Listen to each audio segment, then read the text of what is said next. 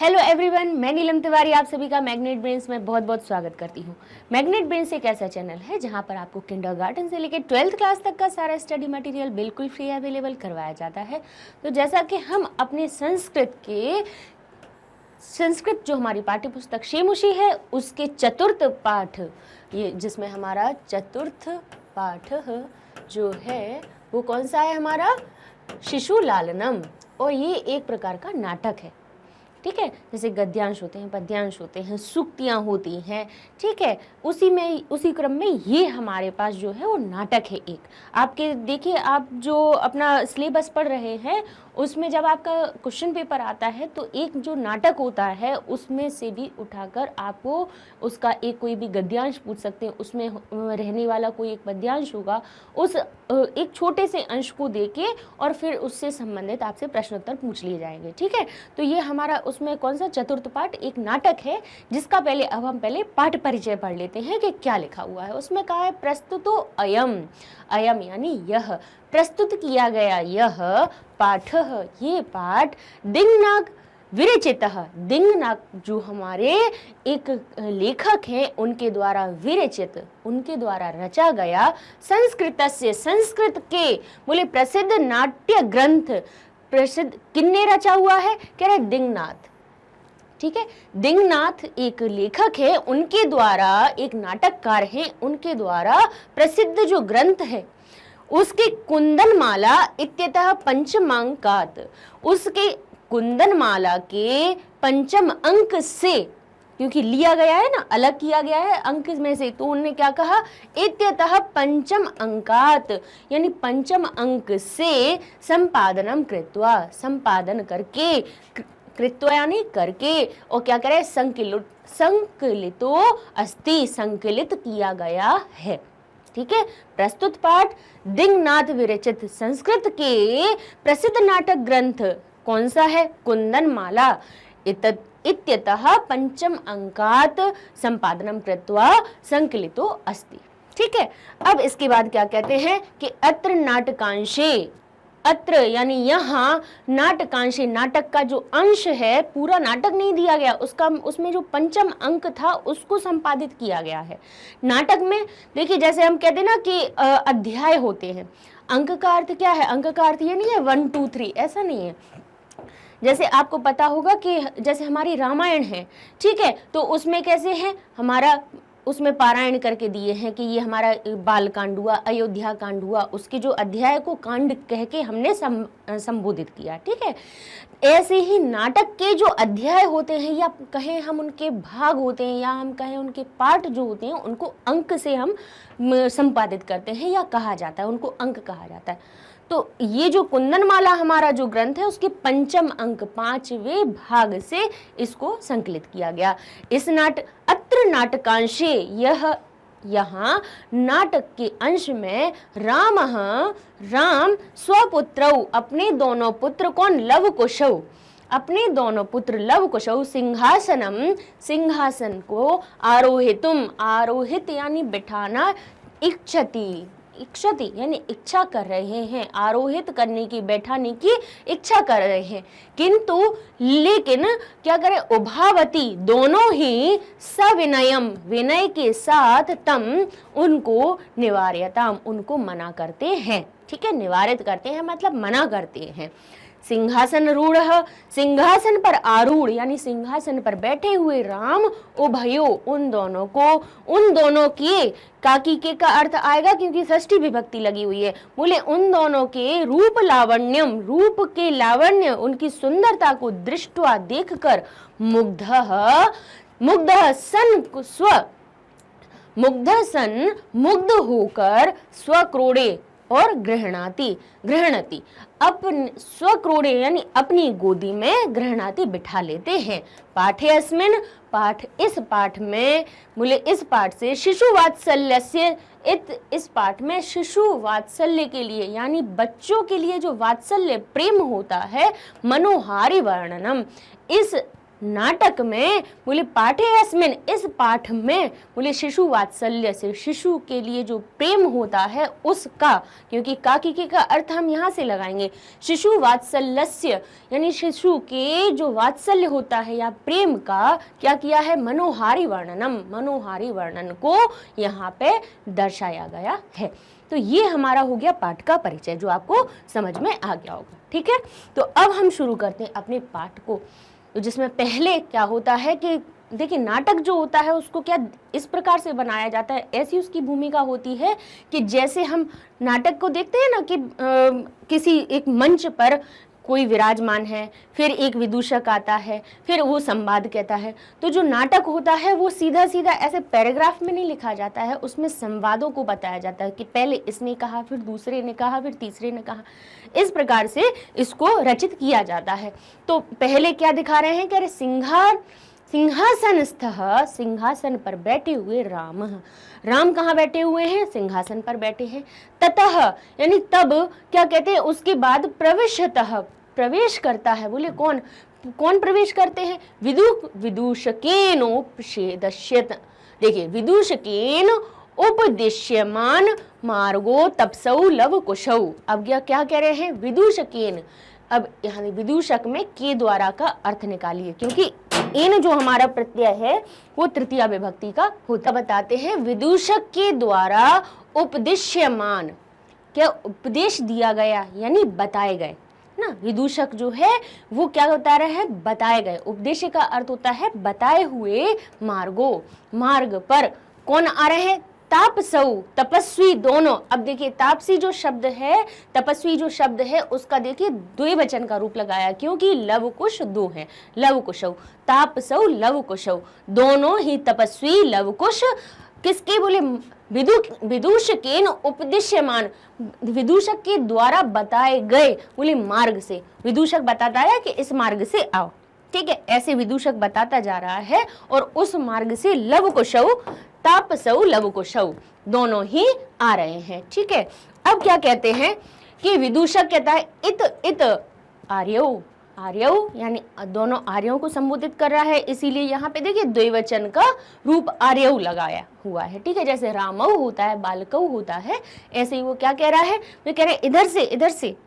ठीक है, अब जैसे उनको नहीं मार्ग पता, लव कुश जब दोनों आ रहे हैं उनको मार्ग पता नहीं है, तो विदूषक उनको मार्ग बताता हुआ कहता है इत आर्यौ, इधर से आर्य, आर्य इधर से, ऐसा जैसे कहते हैं ना चलो इधर से आओ, ऐसा उसने कहा।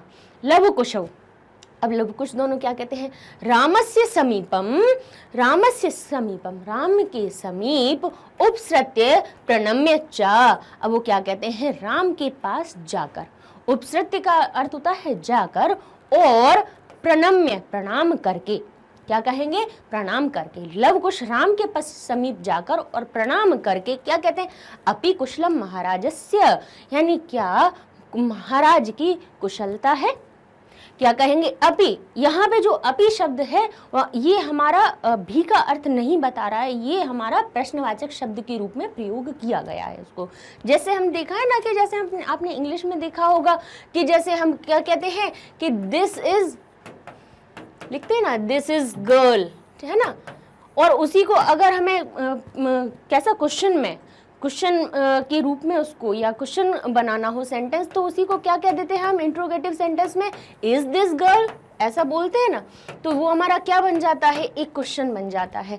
ऐसे ही क्या हुआ है, ये जो अपि शब्द है वो हमारा क्या है, अव्यय है, जिसका अर्थ भी होता है, लेकिन यहाँ पर उसको प्रश्नवाचक शब्द के रूप में प्रयोग करने के लिए आगे प्रयोग करके कहा अपि कुशलम महाराजस्य, क्या महाराज की कुशलता है। महाराजस्य का अर्थ यहाँ पे काकी के का अर्थ बता रहे हैं,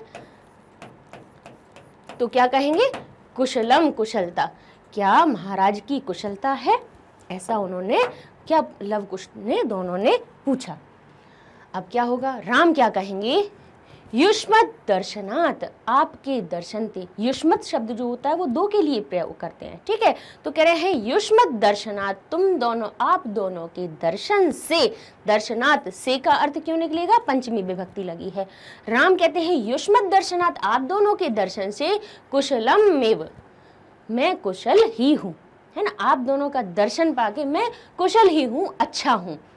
भवतो आप दोनों क्या वयम अत्र, वयम अत्र शब्द दो चीजों से मिलकर बना है, वयम और अत्र। अत्र का अर्थ हुआ यहाँ और वयम का अर्थ हुआ हम।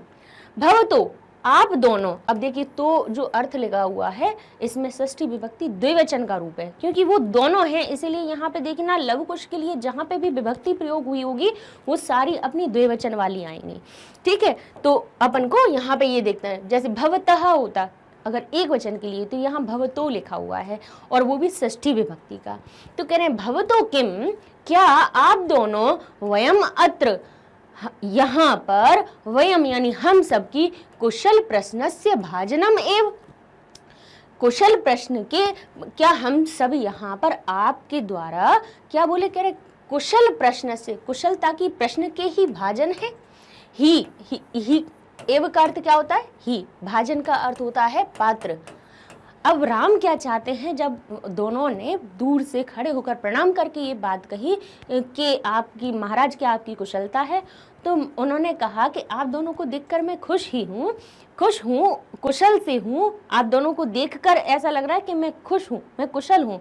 और फिर वो क्या कहे, क्या यहाँ पर हम, वो सबके लिए बात करके कहते हैं क्या, वयम, वयम का अर्थ हुआ हम सब, अत्र यानी यहाँ, क्या आप दोनों की केवल कुशल प्रश्न के पात्र ही है, कि आप सिर्फ दूर से ही पूछ लो। अब उनका अर्थ क्या था, उन दोनों को गले लगाने का। तो वो क्या कहते हैं, पुनरअतिथि जनस्य समुचितस्य कंठाश्लेषस्य। अब वो क्या कहते हैं कि पुनः फिर से वो क्या कहेंगे कि अतिथि जन का समुचित से, क्या अतिथि जन के जैसे कंठाश्लेषस्य, क्या गले नहीं लगा सकते हैं, गले लगने के नहीं है हम पात्र। क्या सिर्फ आप मतलब सिर्फ प्रश्न ही पूछोगे आप दोनों कि आप महाराज आप कुशल से हैं, तो वो क्या करें, कंठाश्लेषस्य, कंठ से श्लेष होकर, श्लेष का अर्थ होता है चिपकाना, श्लेष का अर्थ जैसे श्लेषंकार का, श्लेष अलंकार जो होता है उसका अर्थ क्या होता है, चिपका हुआ होता है एक अर्थ दूसरे से, यही होता है। तो श्लेष का अर्थ हुआ चिपकना या लगाना, गले से लगाना। तो वो क्या कहते हैं, पुनरअतिथि, यानी यहाँ पे देखिए रा शब्द है जो है वो कहाँ से आया है, विसर्ग हट के, पुनः अतिथि जन समुचितस्य, कह रहे हैं समुचित, अतिथि जन का, बोले समुचित, क्या कंठाश्लेषस्य, कह रहे हैं क्या गले से लगाने के पात्र नहीं है। यहाँ पूछा था ना उन्होंने कि भाजनम एव, क्या पात्र ही है, हम केवल आपके कुशल प्रश्न पूछने के ही पात्र हैं, क्या गले से लगाने के पात्र नहीं है, ये उनका अर्थ। अब वो क्या कहेंगे, अब इसके बाद कहते हैं आसनार्ध उपविशति, सॉरी यहाँ पर हमारा रह गया। अब क्या कहते हैं, परिष्वज्य, परिष्वज्य का अर्थ होता है आलिंगन करके या उनको हृदय से लगा के। उन्होंने कहा क्या हम आपको अतिथि के जैसे समुचित गले लगाने के पात्र नहीं है, तो फिर इस पर क्या होता है, वो परिष्वज्य, दोनों को गले लगा लेते हैं। अब वो क्या कहेंगे, अहो, अरे कितना अच्छा हृदयग्राही स्पर्श। अब आपको पता है कि राम के दोनों बेटे थे लव कुश, ठीक है। अब उन्हें तो पता नहीं था, दोनों कुमार सामने खड़े हुए हैं, लेकिन बहुत सुंदर लग रहे हैं, उनको देखकर आकर्षित हो गए हैं। राम देख के एकदम से अपने आप को खुश महसूस कर रहे हैं, तो उन्होंने देख के क्या कहा कि प्रणाम मत करो, आके गले लग जाओ। अब क्या कहेंगे, जैसे परिष्वज्य, जैसे ही आलिंगन करते हैं, गले लगाते हैं, तो क्या कहेंगे, अहो, अरे, मतलब एक आनंद की भावना जो उनके अंदर आई, उसमें से उन्होंने कहा अहो, हृदयग्राही स्पर्श, हृदय को ग्रहण करने वाला, हृदय को स्पर्श करने वाला स्पर्श था इन लोगों का, ठीक है। अब इसके बाद क्या कहेंगे, अब गले से लगाया, फिर क्या, आसनार्धम उपविश्यति, आसन के अर्ध भाग में उपविश्यति, बैठो, अपने आधे आसन पर उनको बिठाते थे। उनका सिंहासन है, उसके आधे आसन पर किसको बिठाते हैं, लव और कुश को। तो उभौ यानी दोनों, क्या कहेंगे, राजासनम खल एतत, क्या कहते हैं, यह खलु यानी निश्चय ही, बोले खलु का अर्थ होता है निश्चय ही, एतत यानी यह, राजा आसनम, ये निश्चय ये राजा का ही आसन है, ना युक्तम अध्यासितुम, युक्त यानी सही नहीं है, हम लोगों को युक्त होना, या हम ना युक्तम यानी नहीं ठीक है, अध्यासितुम, हम लोगों का बैठना ठीक नहीं है, क्योंकि निश्चय ही ये राजा का आसन है, ये राजा का आसन है। तो वो क्या कह रहे हैं, ना युक्तम, नहीं युक्त है, नहीं सही है, अध्यासितुम, हमारा बैठना सही नहीं है। तो देखिए वही कहा कि तुम्हारे दर्शन से कुशल जैसा हूँ, क्या दोनों की कुशलता के प्रश्न का ही मैं यहाँ पात्र हूँ? अतिथि की गले लगाने का औचित्य नहीं है क्या, या गले से नहीं लगा सकता हूँ क्या? तो कहते हैं अरे हृदय को क्या स्पर्श, हृदय को आनंदित करने वाला कह सकते हैं हम, आनंदित करने वाला स्पर्श है। ठीक है, इस प्रकार से इसका अर्थ लिख लीजिएगा कि आलिंगन करके अरे हृदय को आनंदित करने वाला स्पर्श है और आदेश सिंहासन पर बिठा लेते हैं। निश्चय से यह राजा का सिंहासन है, ये दोनों कहते हैं यहाँ हमारा बैठना उचित नहीं है। तो वो कहते हैं ना युक्तम अध्यासितुम, यहाँ पर बैठना उचित नहीं है। किसका? बोले अब हम दोनों का, जब वो अपने बारे में बात कर रहे हैं, इसको लिख लीजिएगा आप लोग, ये आनंदित करने वाला। ठीक है, क्योंकि आपको अर्थ भी सही आना चाहिए, कहीं पे इस चीज में गलती नहीं होनी चाहिए। राम, अब राम क्या कहते हैं, राम सव्यवधानम ना चरित्र लोपाय। अब उन्हें पता है कि वो सही कह रहे हैं कि ये राजा का आसन है ना, तो उनकी बात को ध्यान में रख के वो क्या कहते हैं, सव्यवधानम ना चरित्र लोपाय। अब वो क्या कहते हैं, चरित्र के लोप के लिए, यानी अब ये राजा का जो चरित्र है उसमें कोई व्यवधान ना हो, मतलब कोई ये ना कहे कि बताओ राजा ने अपने सिंहासन पर बिठा लिया। राजा के सिंहासन पर देखो कुछ नियम होते हैं, उस पर ऐसा नहीं है कि कोई भी आके बैठ जाए। तो वो क्या कहेंगे, चारित्र, बोले चारित्र लोप आए, चरित्र के लोप के लिए, कौन से, राजा के चरित्र के लोप के लिए सव्यवधानम ना, कोई व्यवधान नहीं हो, है ना, कोई रुकावट नहीं हो। तो वो क्या कहते हैं, तस्मात अंक, इसलिए अंक पे, बोले अंक, अब क्या कहें, अध्यासताम, इसलिए आप हमारी गोदी में बैठ जाओ। व्यवहितम सिंहासनम, सिंहासन को अगर बाधित है, वर्जित है, सिंहासन वर्जित है, तुम हमारी गोदी में बैठ जाओ। तो क्या कहते हैं कि व्यवहितम यानी छोड़कर मत बैठिए। ठीक है, या व्यवहितम यानी बाधित है या मना है, सिंहासन पर बैठना मना है। व्यवहितम सिंहासनम, सिंहासन पर बाधित है बैठना, तो तस्मात अंक अध्यास्तम, तो आप बोले क्या करो, इस पर क्या करो, तस्मात, इस पर से अंक में हमारे अध्यासिताम यानी बैठ जाओ। ठीक है, हमारे आप गोदी में बैठ जाओ।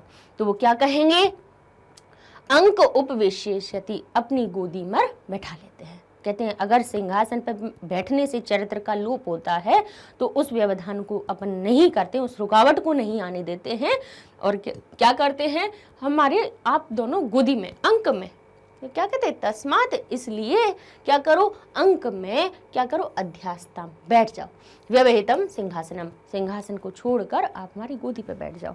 ठीक है, अब आगे कहते हैं उभौ, दोनों अब क्या कहेंगे, अनिच्छा नाट्यत, दोनों अनिच्छा का नाटक करते हैं कि उनकी इच्छा नहीं है, अंदर से है लेकिन उसका वो कह क्या, नाट्यत, नाटक करते हुए क्या कहेंगे, राजन, राजन क्या कहेंगे, अलम अति दाक्षिण्यन, आप अति यानी अत्यधिक, दाक्षिण्यन अत्यधिक कृपा, अलम मत कीजिए, आप मत करो, आप अत्यधिक कृपा मत कीजिए। तो राम कहेंगे अलम अति शालीनतया, अरे अति शालीनता बस करो, मत करो। अब बच्चे कह रहे हैं नहीं हमें नहीं बैठना, तो अब बड़े क्या कहते हैं, अरे बंद करो चलो बैठो, ऐसा कहते हैं ना। तो राम ने भी क्या कहा, राम कहते हैं अलम यानी मत करो, अति शालीनतया, अरे अति शालीनता मत करो, बैठ जाओ, कहते ना, अरे चुपचाप बैठ जाओ, बस मत करो, है ना, कहते अरे नाटक मत करो, बैठ जाओ, ऐसा कहते हैं ना बच्चों से, कि बच्चे जब किसी चीज़ के लिए मना करते हैं तो क्या कह देते हैं, अरे मत करो चलो बैठ जाओ, ऐसा प्रेम में। तो क्या करें, अलम अति शालीनता, अरे मत करो चलो बैठ जाओ, शालीनता अत्यधिक नहीं करना है। ठीक है, अब हम इस पर जो हमने अपना इतना पैराग्राफ पढ़ लिया, उसके अब पहले अपन सारे संधि शब्दों को, समासिक शब्दों को सबको देख लेते हैं, फिर उसके बाद अगला पैराग्राफ शुरू करेंगे। तो यहाँ पे क्या लिखा है, विदूषकेनोपदिश्यमान। ठीक है, अब देखिए इसमें क्या है, बोले विदूषकेन उपदिश्यमान, है ना, आ और ओ, ऊ का मेल हुआ है। विदूषकेन ठीक है, यहाँ पे तृतीया विभक्ति लगी तो विदूषकेन तो हमने अलग कर दिया और उपदिश्यमान अलग किया। अब आप कहेंगे अ और उ का हमने कहाँ से तोड़ा इसको, ओ की मात्रा देखकर। जैसा कि हमने अभी लास्ट वीडियोस में भी हमने आपको जब समझा रहे थे संधि विच्छेद, तो हम वही कह रहे थे कि आपको एक चीज ध्यान रखना है इस ओ की मात्रा का। ओ की मात्रा दो परिस्थितियों में बनती है। कहाँ बनती है? एक बनती है हमारी जब जहां पर आपको विसर्ग और विसर्ग के बाद अ लिखा हुआ होगा तब बनेगी, या फिर अ और उ का मेल हुआ होगा। दीर्घ और ह्रस्व दोनों हो सकते हैं, ये हम कंडीशन आपसे नहीं कह रहे हैं, सिर्फ हम ये कह रहे हैं अ और उ को देखिएगा, या विसर्ग और अ, यानी ये जो ओ की मात्रा है कभी भी अगर आपको बीच में दिखे तो दो परिस्थितियों में ही बनी होगी। ठीक है, संधि वाला शब्द होगा उसमें आपको ओ की मात्रा दिखेगी, तो ध्यान कीजिएगा, या तो वो टूट के वहीं से ओ की मात्रा टूट कर आगे वाले में विसर्ग लग जाएगा और पीछे वाले में आ लग जाएगा।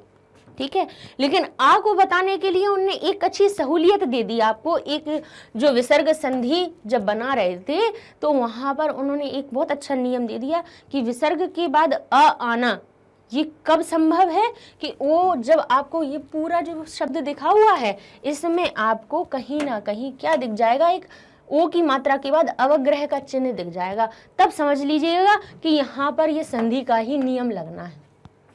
ठीक है, यहाँ पर हमारी संधि का ही नियम लगना है, और जहां पर आपको ये अवग्रह का चिन्ह ना दिखे, ओ के बाद ऐसा अवग्रह का चिन्ह ना दिखे, तो समझ लेना ठीक है, इसमें हमें विसर्ग वाला नियम नहीं लगाना, यहाँ पे हमें स्वर और वो भी गुण संधि का नियम लगाना है। ठीक है, तो यहाँ पर जो हम इसका तोड़ेंगे तो कैसे करेंगे, विदूषकेन न में आ निकाल देंगे, क्योंकि हमें पता है क्या तृतीय विभक्ति में बनता है, रामेण, बालकेन, पुस्तकेन, है ना, फलेन, एन शब्द आता है, तो हमने विदूषकेन लगा दिया। और फिर उसके बाद अब अपदिश्यमान तो होगा नहीं, उपदिश्यमान, तो अ और उ का मेल हो रहा है तो ओ की मात्रा का लोप किया, हटा दिया, यहाँ पे अ लगा दिया ना में, तो उसको ना को पूरा कर दिया और उपदिश्यमान लिख दिया। इस प्रकार से हमारा क्या हो गया, ये विग्रह हो गया। अब ऐसे ही लिखा है खल वेतत। देखिए संधि करना बहुत आसान होती है, हम हमेशा ही कहते हैं इसको विग्रह करना सबसे ज़्यादा कठिनाई का काम होता है, क्योंकि उसमें आपको ध्यान बहुत रखना पड़ता है। आपको एक तो मूल शब्द पता सही होने चाहिए, है ना, ऐसा नहीं कि मैम ने 4 उदाहरण बता दिए हमें उतने याद हो गए। ठीक है, हमें सब कुछ सही से होना चाहिए। अब देखिए जैसे यहाँ पे लिखा खल वेतत, क्या लिखा है, खल वेतत। ठीक है, अब यहाँ पर देख लीजिए, हमने आपको एक चीज बताई थी कि जैसे य हुआ, र हुआ, व हुआ, ला हुआ, ये किससे बनते हैं, या बनता है ई से, र बनता है किससे, हमारी ऋषि के, उस ऋषि के स्थान पर, व बनता है उ के स्थान पर, ला बनता है री के स्थान पे। ये हमारा किसका नियम होता है, ये हमारा यण संधि का नियम होता है। अगर पढ़ी होगी तो जल्दी समझ में आ जाएगी आपको। तो यहाँ पर जब अब हमें इसे विग्रह करना है तो क्या लिखा है यहाँ पे, एतत् शब्द हमारे पास एक हमारा अव्यय का मिल रहा है, तो एतत् तो अलग निकाल दिया। एतत् जैसे निकला तो क्या बचा हमारे पास, हमारे पास बचा खल्व। ठीक है, ये बचा खल्व। अब आप देखिए कि जो व होता है वह किसके मेल की वजह से बनता है, बोले ऊ के स्थान पे व बनता है, तो क्या होगा, इसमें खल जो आधा ला था उसमें हम छोटे ऊ की मात्रा खलु एतत्, इसमें 2 अव्यय निकल के बाहर आए, खलु और एतत्। यह है निश्चय ही ऐसा खलवेतत शब्द बन गया। ठीक है, तो ये इस प्रकार से हमने विग्रह कर लिया। बार बार कहते हैं कि साथ साथ में जैसे संधि के जो हमने वीडियो बनाए उनको देखते जाइए। स्वर संधि के 6th क्लास की प्लेलिस्ट में है ही, लेकिन अब 9th क्लास में भी आपकी सिलेबस में है, तो हम 9th क्लास की को भी हम आपको फिर से एक्सप्लेन कर देंगे। ठीक है, अब कह रहे हैं कुशलम महाराजस्य। ठीक है, कुशलम महाराजा से, इसमें अनुस्वार की जो बिंदी है, अब इसको अगर हमें विग्रह करना है तो हम क्या करेंगे, अनुस्वार को उसके मूल रूप में लिख देंगे, कुशलम महाराजस्य। ठीक है, ये हमारा मोनुस्वार जो हमने संधि समझाई है उसका नियम आता है। अब क्या कहते हैं, युक्तम अध्यासितुम। अब यहाँ पे देखिए युक्तम शब्द अलग आया, आसितम हमने अलग निकाल दिया यहाँ से, और यहाँ पे अब आप कहोगे, अगर इसको देखिए तोड़ के बताएं, देखिए ये लिखा हुआ है युक्तम,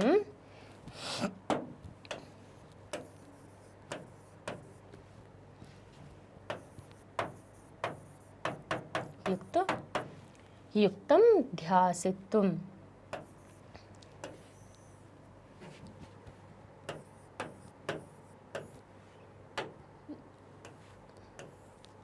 ठीक है, अध्यासितुम।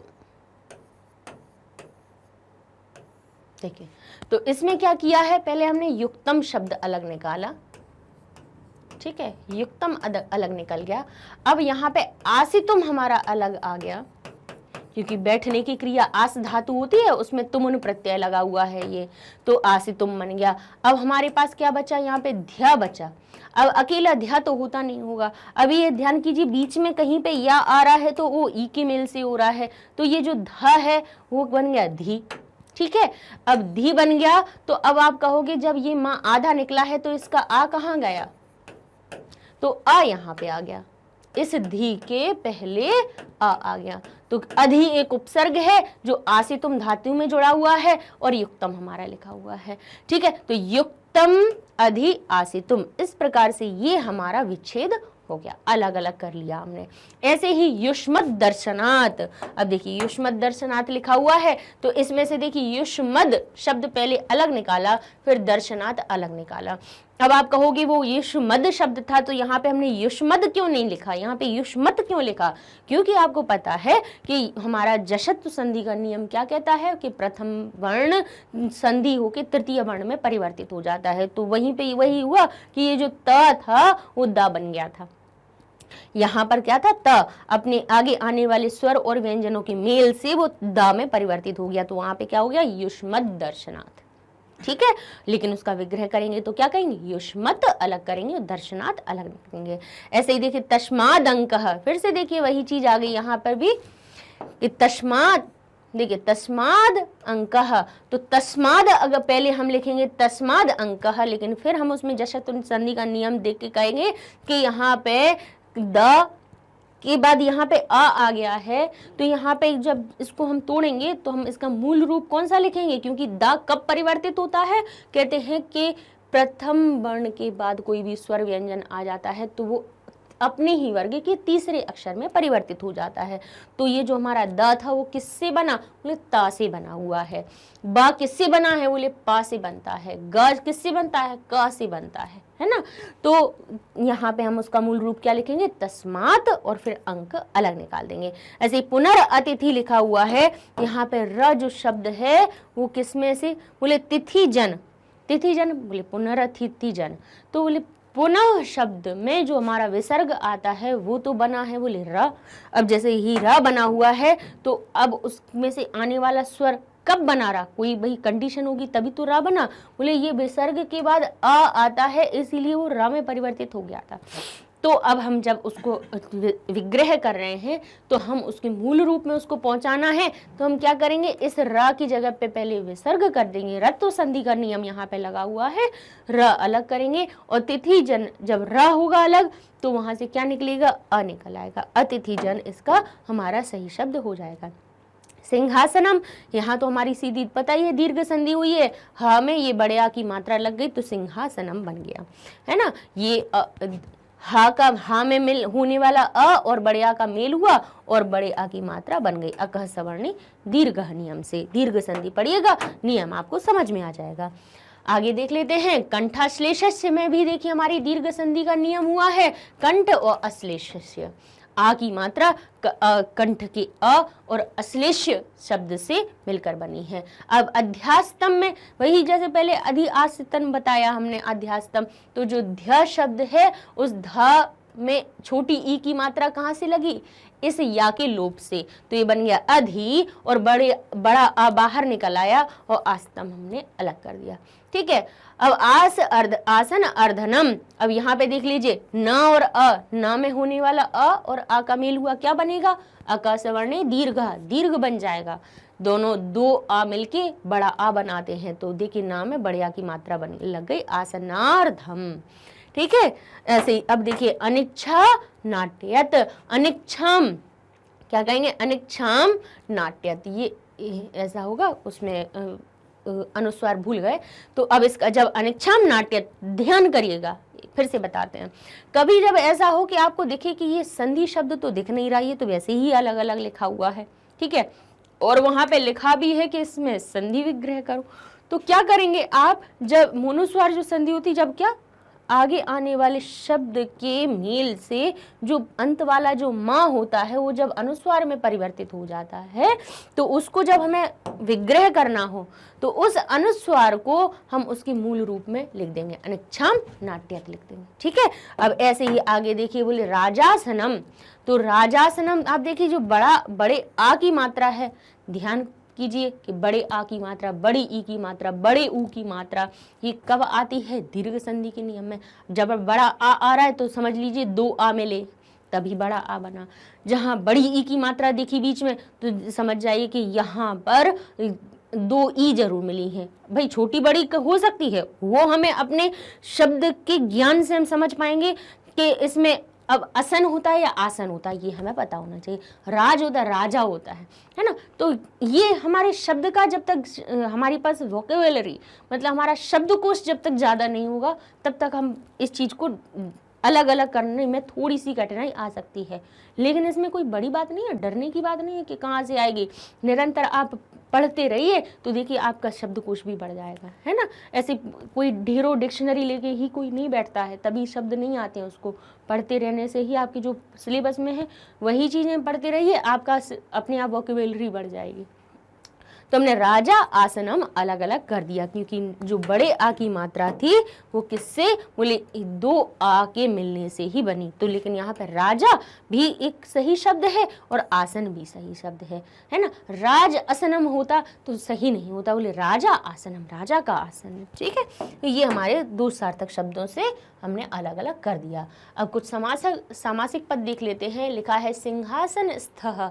अब स्था धातु जो होती है वो क्या होती है, स्थान को दर्शाने वाली होती है, और जहाँ पे स्थान दर्शाया जा रहा है वहाँ पर आपको सप्तमी विभक्ति पता होना ही चाहिए। बोले स्थ शब्द दिख रहा है, समझ जाइए इसमें सप्तमी विभक्ति है। तो जब इसका विग्रह करेंगे, अब देखिए सिंहासन स्थः, अब इसमें देख लीजिए कोई बीच में विभक्ति लगी है, नहीं लगी, अर्थात इसका हमें विग्रह करना है। विग्रह करना है तो जो पीछे वाली धातु है उसके अनुसार आगे वाली में हमें विभक्ति लगा देंगे। तो स्थः शब्द इसका पीछे वाला शब्द है जो बताएगा कि आगे वाले में क्या लगना है। तो क्या लगना है, बोले स्थ शब्द होता है सप्तमी विभक्ति का सूचक, ठीक है। अधि जो हमारा बैठने की जो धातु, आस धातु होती, स्था धातु होती है, वस धातु होती है, इन धातुओं के मेल में सप्तमी विभक्ति होती है जो हमने आपको बताई है। जैसे वस धातु ही हमारी, ठीक है, यहाँ पे हमारी स्था धातु हुई, ठीक है, ये जो धातुएं होती है रहने का अर्थ बताती हैं, ठीक है। आस जो धातु होती है, आस स्था वस, तो ठीक है, ये रहने वाली या किसी के स्थान होना चाहिए तब ये धातुएं होती हैं। जैसे बैठने की धातु है, कुछ होगा जमीन नहीं होगी तभी तो बैठोगे आप, हवा में तो बैठोगे नहीं, है ना। रहने की होगी तो भाई जंगल में रहोगे, गांव में रहोगे, लेकिन कहीं तो रहोगे। ऐसा तो नहीं है कि रह रहे हो और उस स्थान का पता नहीं हो, है ना। तो ये धातुएं होती हैं रहने का, वास करने का, बैठने का हमारे ज्ञान कराती हैं। तो उसमें हमें सप्तमी विभक्ति लगानी पड़ती है।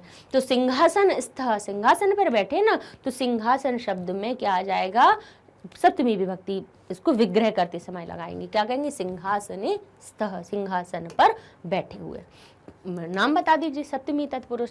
रामस्य समीपम, अब आपको पता है राम के समीप। अब यहाँ पे समीपम जो शब्द है वो किस में आता है, अव्यय शब्द से जुड़ा होता है, और अव्यय को दर्शाने के लिए क्या करते हैं हम, यहाँ पर उपशब्द लगा देते हैं। समझाया है। अव्ययी भाव समास को जरा पलट के देख लीजिएगा, नहीं आए समझ में तो पता चल जाएगा कि जहां पर समीपम आपको विग्रह शब्द दिख जाए और उसको सामासिक पद जब बना होना हो तो जो समीपम शब्द है वो उप में परिवर्तित हो जाता है, और फिर हमारा जो रामस्य जो भी आगे वाली विभक्ति उसका लोप हो जाता है और वो हमारे नपुंसक लिंग में बन जाते हैं, तो बन जाएगा उपरामम, ठीक है। तो ये हमारा कौन सा हो गया, अव्ययी भाव हो गया। अब कहते हैं कुशल प्रश्नस्य भाजनम, कुशल प्रश्नस्य भाजनम। अब देख लीजिए इसमें तो पहले में भी विभक्ति लगी है, दोनों में, दूसरे में भी विभक्ति लगी हुई है। अब जब दोनों हमारे विभक्ति युक्त हैं तो इसको अलग तो करने का मतलब नहीं है, क्योंकि अलग करना का अर्थ होता है कि जो अलग अलग पद हैं सब में विभक्ति लगा के लिख दीजिए, ठीक है। लेकिन अब जब अलग अलग विभक्ति लगी हुई है तो समझिए अब इसका समास करना है, इसको छोटा करना है। ये अलग अलग लिखा हुआ है, इसमें भी विभक्ति है, इसमें भी है, तो एक विभक्ति, बीच वाली विभक्ति का लोप करना है हमें, ठीक है। समास का अर्थ ही वही होता है। तो कुशल प्रश्न भाजनम, देखिए स्य का लोप कर दिया और वैसा कि वैसा पूरा लिख दिया। और ये हमारा कौन सा हो गया, बोले इसमें स्य लगा हुआ था, कुशल प्रश्न के भाजन या कुशल प्रश्न के पात्र। तो काकी के का अर्थ बता रहा था यहाँ पे स्य शब्द, तो ये हो गया षष्ठी तत्पुरुष हमारा। अब ये कह रहे हैं कि युष्मत दर्शनात्, यहाँ पे एक द और होगा, दो दाले, युष्मत दर्शनात्, ठीक है, जिसका अर्थ क्या हुआ, आपके दर्शन से। आपके, युष्मत शब्द क्या बता रहा है, आपके। काकी के का अर्थ बता रहा है। तो अब यहाँ पे देखिए बीच में लेकिन कोई विभक्ति है क्या इन दोनों के, नहीं लगी हुई है, कोई विभक्ति नहीं लगी है। युष्मत शब्द अलग लगा है, दर्शनात् दोनों मिलकर बने हुए हैं। तो भाई मिलकर बने हुए तो इनको तोड़ना पड़ेगा हमें। तो क्या करेंगे, आगे वाले शब्द में हम विभक्ति लगाएंगे। कैसे, बोले युवयो, युष्मात जो शब्द है उसका हम षष्ठी विभक्ति का रूप बनाएंगे। क्यों बनाएंगे, क्योंकि यहाँ पर जो अर्थ, हम जब इसका अर्थ पढ़ते हैं उस हिसाब से हमें विभक्ति लगानी पड़ती है। जैसे उसने कहा आपके, आप में काकी के का बोध हुआ, तो इसलिए यहाँ पे युष्मत शब्द में षष्ठी विभक्ति लगाई, आपके, युवयोः दर्शनात्, आपके दर्शन से। दर्शन से इसमें हमें नहीं करना रहता है परिवर्तन, हमें परिवर्तन करना रहता है इसमें, ठीक है। तो फिर हमारा नाम क्या हो जाएगा, षष्ठी तत्पुरुष। अब आगे देखते हैं कंठाश्लेषस्य, कंठ, बोले कंठाश्लेषस्य, कंठ में आश्लेष करना, कंठ में से लगाना या कंठ में लगाना। अब यहाँ पर क्या, हमारा श्लेष मतलब लगाया जा रहा है, ठीक है। तो यहाँ पर जब आलिंगन हो रहा है तो वहां पर जो हमारा जो कंठ शब्द होगा, अब यहाँ पर पहले तो हमें ये देखना चाहिए कि इसमें मैं समास करना है या विग्रह करना है। तो यहाँ पे कंठाश्लेषस्य, इसमें कंठ और श्लेष के बीच में कोई विभक्ति लगी हुई है, नहीं लगी है, नहीं लगी है, तो समझ लीजिए इसका विग्रह करना है, यानी इसको अलग अलग करना है।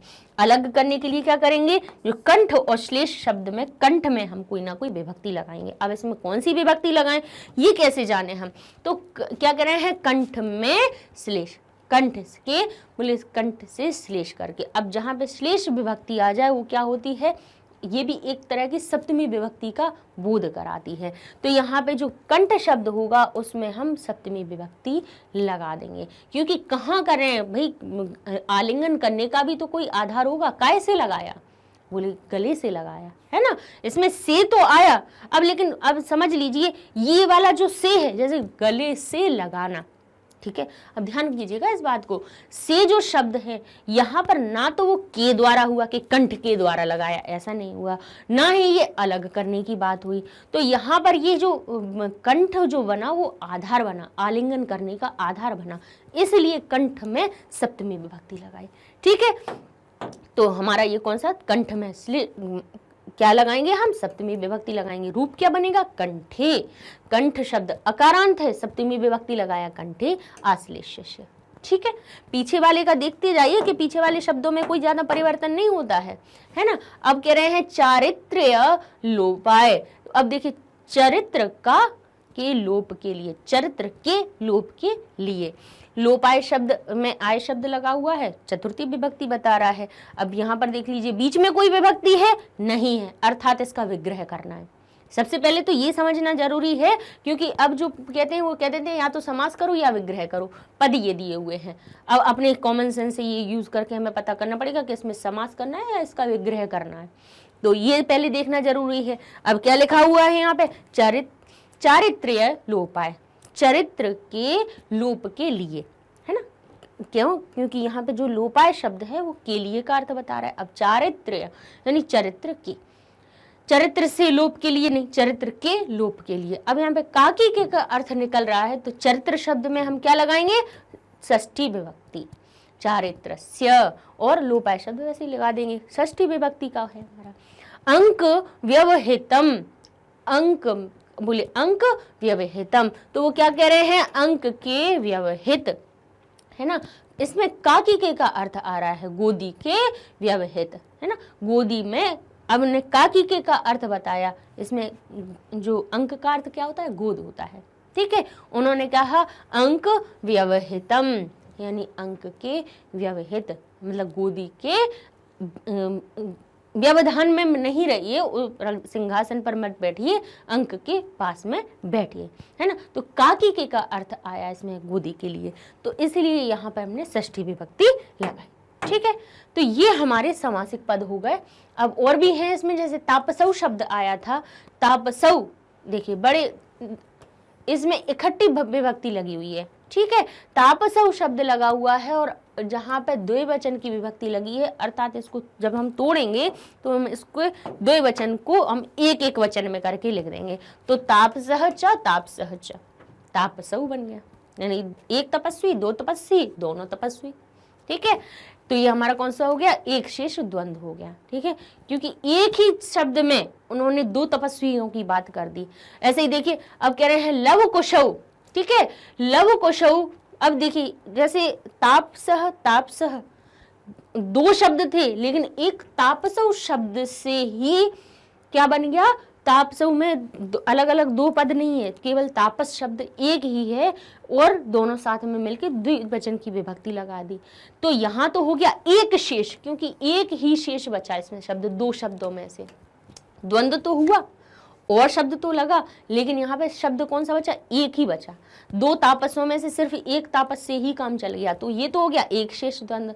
लेकिन जब कहते हैं कि शब्द तो दोनों ही जरूरी हैं, है? जैसे कहा बालक बालक, तो बालकौ शब्द ने दो बालकों को अपने आप में समाहित, बालकः शब्द ने तीन बालकों को अपने अंदर समाहित कर लिया या बहुत सारे बालकों को समाहित कर लिया, तो वो तो बालक शब्द तो बहुत सारे बहुवचन का रूप बता दिया, तो वहां तो हो गया हमारा एक शेष द्वंद्व। लेकिन कहा माता पिता, अब ऐसा नहीं होगा कि माता लिख दें पिता लिख दें, है ना, और हमारा क्या बन जाए, माता पिता लिख दिया और कहें कि यहाँ पर हमारा एक का लोप कर दो, एक ही से काम चले जाए, पितरऊ लिख दो, है ना, मातरऊ लिख दो, तो ऐसा कह दो कि एक से लिख दो, एक ही शब्द से काम चल जाए। तो जहां ऐसा नहीं हो वहां पर हमारा इतरेतर द्वंद्व हो जाता है। जैसे लव और कुश, ऐसा नहीं होगा कि कुशऊ कर दिया, या कहते हम लवऊ लिख दे, तो के लवऊ लिख दिया तो दो लव का मतलब हो जाएगा, कुशऊ लिख देंगे तो दो कुश हो जाएंगे उसका अर्थ, है ना। तो यहाँ जहां पर शब्दों का लोप नहीं हो रहा हो वहां पर हमारा कौन सा होता है, इतरेतर द्वंद्व होता है। तो लव कुशऊ, यहाँ पे कुश भी लिखना पड़ा, को लव भी लिखना, कुश लवऊ का अर्थ हुआ कुशः, कुशः च लवः च। हम इस प्रकार से विग्रह कर देते हैं, ठीक है। आगे देखें सव्यवधानम, तो व्यवधानेन सह, जहां सह स शब्द आता है वो सह का अर्थ बताता है। ये भी हमारा कौन सा है, अव्ययी भाव समास है, जो सहित होने का अर्थ बताए। स शब्द दिख जाए, उप शब्द दिख जाए, अनु दिख जाए, अभि दिख जाए, ये हमारे अव्यय शब्द होते हैं। अब स लगा हुआ है अर्थात सह का या सहित होने का भाव बता रहा है, और जब सह या सहित का भाव होगा तो इस स की जगह पे सह या सहित लिख देंगे, और यहाँ पे व्यवधान शब्द में क्या लगाएंगे, के द्वारा की विभक्ति लगाएंगे। तो के द्वारा या से विभक्ति कहाँ से निकलती है, तृतीया विभक्ति से। सहित के अर्थ में सहार्थे तृतीया, ये हमने आपको जब कारक पढ़ाए थे तब समझाए थे, सह के अर्थ में तृतीया विभक्ति लगा दीजिए, तो लगा देना, हो गया। आसनार्धम, आसन का आधा, आसना क्या करें, आसनार्धम, आसन का आधा। अब जैसे आसनार्धम एक शब्द है तो उसको अलग अलग करना पड़ेगा, तो आसन का आधा क्या अर्थ निकला, काकी के का अर्थ निकला, तो आसन शब्द में हम षष्ठी विभक्ति लगा देंगे। अब कहते हैं हृदय ग्राही, हृदय ग्राही का अर्थ हुआ कि हृदय में ग्रहण करने वाला, हृदय में ग्रहण करने वाला, अर्थात किसी व्यक्ति को इंगित कर रहे हैं, हृदय ग्राही, हृदय में ग्रहण करने वाला। तो क्या कहे, हृदयम ग्रहणाति यह सह, ये बहुब्रीहि समास हो गया। राजनासनम, राजा का आसन, तो कहेंगे यह राज्ञ आसनम, राजा का आसन। काकी के का अर्थ है राजा शब्द में षष्ठी विभक्ति लगा दी।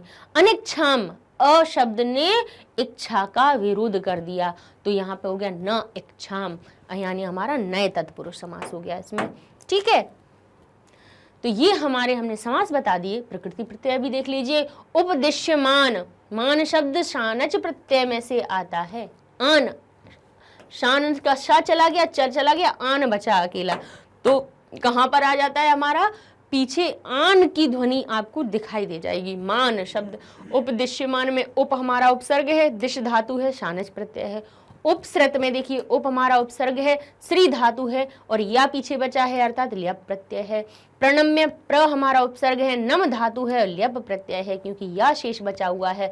भाजनम में देखिए नम शब्द हमने देखिए, मान में शानच, नम में आपको बताया था जहां पे नम बचे हमारा वहां पे हमारा कौन सा होता है, ल्युट प्रत्यय होता है। तो भाजनम में हमारा हो गया भाज धातु हो गई ल्युट प्रत्यय।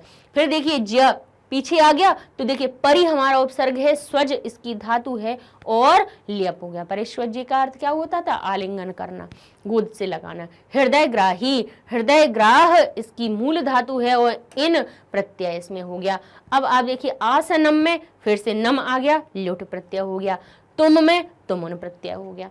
बस अधि इसमें उपसर्ग है, आस धातु है और तुमुन प्रत्यय हो गया। ठीक है। और युक्तम में युज धातु है और इक्त प्रत्यय है। यहाँ पे देख लीजिए व्यवहितम में वी और अब इसमें उपसर्ग है, ही धातु है और इक्त प्रत्यय हो गया। ठीक है, ये हमारे प्रकृति प्रत्यय हो गया। अव्यय पद कौन कौन से आए इसमें, ततः, इतः, इतः, च, अपि, इव, अत्र, एव, ये हमारे हो गए। इसमें ततः का अर्थ होता है उसके बाद, फिर इतः, इतः का इधर से हो जाता है, च का अर्थ और होता है, अपि का अर्थ यहाँ पर जैसे हमने आपको पैराग्राफ में पढ़ाया था कि यहाँ पर क्या का अर्थ दर्शाने के लिए हुआ था, वैसे अर्थ होता है भी हमेशा, लेकिन वहाँ पर इस वाले पैराग्राफ में कि किसका अर्थ बता रहा था, वो क्या शब्द का अर्थ बता रहा था। एव का अर्थ होता है की तरह, अत्र का अर्थ होता है यहाँ, और एव का अर्थ हुआ ही। अहो, अहो का अर्थ होता है अरे। ठीक है, खलु निश्चय से, अलम का अर्थ होता है बस करो या मत करो। ठीक है, और हमने आपको यहाँ पे इनके प्रयोग भी बता दिए, जैसे ततः किम अभवत, वहां बोले उसके बाद क्या हुआ, कहते हैं भवन भगवन इतः इतः आगच्छत भवान, आप यहाँ पर आइए। राम लक्ष्मण चा भ्रातरौ आस्ताम, राम और लक्ष्मण दोनों भाई बैठे हैं। अपि तत्र राम आगच्छत, क्या राम वहां आए। त्वम मम माता एव प्रतिभासी, तुम मेरी माता की तरह ही हो। सह अत्र केन कारणेन आगतवान, बोले वह यहाँ किस कारण से आया है। ही का अर्थ हुआ ही, त्वमेव बंधु, तुम ही मेरे भाई हो। त्वमेव माता, तुम ही मेरी माता हो। ही शब्द बताता है, कहते तुम एव माता, त्वमेव माता च पिता त्वमेव, बच्चे कब से पढ़ते चले आते हैं ना, त्वमेव बंधु च सखा त्वमेव, तो तुम ही शब्द कहाँ से आया, वो जो तो त्वम में एव जो लगा है ना, इसीलिए वो त्वमेव बना। तो जो ही का अर्थ आता है वो वहां से आता है। ठीक है, अहो किम कथितम तेन, क्या तुम उससे कहना है। बोले खलु निश्चय, सह खलु मम मित्रम अस्ति, वह निश्चय ही मेरा मित्र है। अलम, अलम मिथ्या भाषण न, अरे मिथ्या भाषण नहीं करो, बस करो, बंद करो। ठीक है, तो ये उसका क्या हो गया, हमारा अव्यय शब्द हो गए। पर्याय देखिए, पात्र का अर्थ होता है भाजनम, शब्द जो दिया है उसका हमारा पर्याय हुआ पात्रम। ऐसे सव्यवधानम का अर्थ होता है सहविघ्नम, यानी विघ्न के सहित, यानी जिसमें विघ्न हो रहा हो। तपस्विनौ यानी तापसौ शब्द का तपस्विन, तपस्विन जो होते हैं तप करने वाले होते हैं उनको तपस्विन भी कहते हैं, तापसी भी कहते हैं। युक्तम तो कहते हैं उचितम, उचित बात होती है। समीपम का अर्थ होता है निकष, निकट। ठीक है, विपर्याय क्या होगा, स्थातुम यानी बैठा हुआ, तो कहते हैं अध्यासितम। ठीक है, अध्यासितुम। ठीक है, अब कहते हैं त्यागी, त्याग करने वाला, तो ग्राही, ग्रहण करने वाला। अयुक्तम उचित जो नहीं है, तो कह रहे हैं युक्तम जो उचित हो। अकुशलम कुशल जिसमें ना हो, तो उसका उल्टा कुशलम हो गया। सव्यवधानम व्यवधान के सहित, तो कहते हैं निर्विघ्नम जिसमें विघ्न ना हो। ठीक है, कहते हैं परिष्वज्य यानी आलिंगन करना, तो निष्कृत्य यानी अलग कर देना। अब कहते हैं प्रतिशतः यानी तो आना, तो क्या कह रहे हैं निर्गच्छतः जाना। तो जैसा कि हम अपने अब दूसरे पैराग्राफ पे आए हैं तो उसमें आता है एक अपना श्लोक। अच्छा, अब आप अभी हम जो ये श्लोक पढ़ाएंगे उसके बाद उसका अन्वय और उसका अर्थ बताएंगे और उसके बाद जो हमारा गद्यांश आएगा फिर उसको शुरू करेंगे। लेकिन श्लोक को हम अलग से क्यों समझा रहे हैं, इसको और गद्यांशों के साथ में क्यों मिक्स नहीं कर रहे हैं, वो इसलिए कि नाटक जो आप लोगों को प्रश्न पत्र में पूछेंगे ना, तो वो हो सकता है कि गद्यांश वाला पार्ट ना देख के वो अकेला एक श्लोक पूछ लें। तो अगर हम अलग से श्लोक नहीं बताएंगे तो क्या होगा कि आप कंफ्यूज हो सकते हो, क्या ये तो हमने पढ़ा ही नहीं था, आपको ये भी गद्य लगेगा। इसलिए हमने जो श्लोक है उसको अलग निकाल लिया, अन्वय बता देंगे, उसका अर्थ बता देंगे, क्योंकि ये चीज़ नाटक पूछ रहे हैं, इसमें 2 जगह पे श्लोक आए, उनको दोनों को हम अलग ही अलग करके आपको समझाएंगे, ठीक है, जिससे कंफ्यूजन ना हो कोई भी। तो कहते हैं भवती शिशुजनो वयो अनुरोधात गण महताम अपि लालनीय एव वज्रति हिम करो अपि बाल भावात पशुपति मस्तक केत कच्छदत्वम। अब क्या कह रहे हैं, भवती यानी होता है, होना, भवती का अर्थ होने के अर्थ में आ रहा है। अभी अपन इसका अर्थ बाद में लगाएंगे। क्या कह रहे हैं, शिशुजनो वह अनुरोधात, यानी शिशुजन जो शिशु होते हैं या बच्चे होते हैं, कहते हैं वयो अनुरोधात, यानी अपने आयु का के होने से, उनकी आयु जो होती है, छोटे होते हैं बच्चे, तो वो क्या होते हैं, बोले गण महताम अपि लालनीय एव, यानी जो महान गुण से, तो क्या कहते हैं, गण नहीं होगा यहाँ पे, गुण होगा, गुण महताम अपि, बोले गुण में महान लोगों से भी लालनीय एव, लालन के ही पात्र होते हैं, है ना। छोटे बच्चे कैसे होते हैं, छोटे होते हैं, शिशु कैसे होते हैं, छोटे होते हैं, और वो अपनी आयु की वजह से ही, यानी अपनी कम उम्र की वजह से ही, बहुत बड़े बड़े महान लोग भी हो ना, तो आपने देखा होगा कि कितना भी बड़ा कोई भी महान इंसान हो या फिर कोई ऊंचे पद पर बैठा हुआ इंसान हो, तो उसको छोटे बच्चे को देखकर अपने आप से ही प्रेम और लालन की उसके अंदर क्या भावना उत्पन्न हो जाती है। यहाँ पे भाव यही बताया गया है कि शिशुजन जरूरी नहीं है कि कोई बच्चा बहुत ज़्यादा शिष्ट व्यवहार करे या कुछ करे उसी तभी उसके लिए प्रेम आता है। शिशु की एक आयु जो होती है, बोले शिशुजनो वयः अनुरोधात, यानी उसके आयु की वजह से ही क्या होता है, शिशुजन के प्रति प्रेम होने लगता है, कितने भी गुणी व्यक्ति हों। वज्रति, जैसे कि वज्रति हिमकरो अपि, मतलब रहता है, अब क्या रहता है, बोले हिम करो अपि, जैसे चंद्रमा भी बाल भावात, बाल के भाव से, यानी बाल का अर्थ ये नहीं है कि ये वाले बाल के भाव से, नहीं बाल यानी बच्चे के यानी बालपन के, बालक के भाव से पशुपति जो शिवजी हैं उनके मस्तक पर केच्छगित त्वम, यानी केतकी के जैसे, केतकच्छद्वम, अच्छद का अर्थ होता है आच्छादित होना, यानी सुशोभित होना। केतक का अर्थ हुआ केतकी के फूल, ऐसे लगता है चंद्रमा पशुपति के मस्तक पर, पशुपति किसको कहा जाता है, भगवान शिव को, कह रहे हैं शिव के मस्तक पर केतकी के पुष्पों से आच्छादित लगता है चंद्रमा। तो कहाँ, सिर पर उसको धारण किया हुआ है, किसी एक बालक के भांति ही तो उसको अपने सिर पे धारण किया है। तो वो क्या कह रहे हैं कि हिम करो अपि, हिमकर अपि, कह रहे हैं हिमकर भी, यानी चंद्रमा भी बाल भाव से, बालक के भाव से पशुपति के मस्तक पर, क्योंकि ऐसे हर किसी को अपने सिर पे कोई बिठा लेता है क्या, नहीं, अपने उसको अपना बच्चा समझ के ही तो, बालक समझ के ही तो शिव जी ने उसको अपने मस्तक पर बिठा लिया है ना। तो यही उनने बालक का कह रहे हैं। तो ऐसे ही कह रहे हैं गुण महताम अपि, गुण में महान होते हुए भी लालनीय एव, लालन के लिए ही, बोले लालन के लिए ही कैसे होते हैं, शिशुजन होते हैं, शिशुजन को प्रेम ही किया जाता है, बोले वयो अनुरोधात। उसमें ये नहीं होता कि बड़ा या छोटा या आयु की कोई सीमा नहीं होती, ठीक है।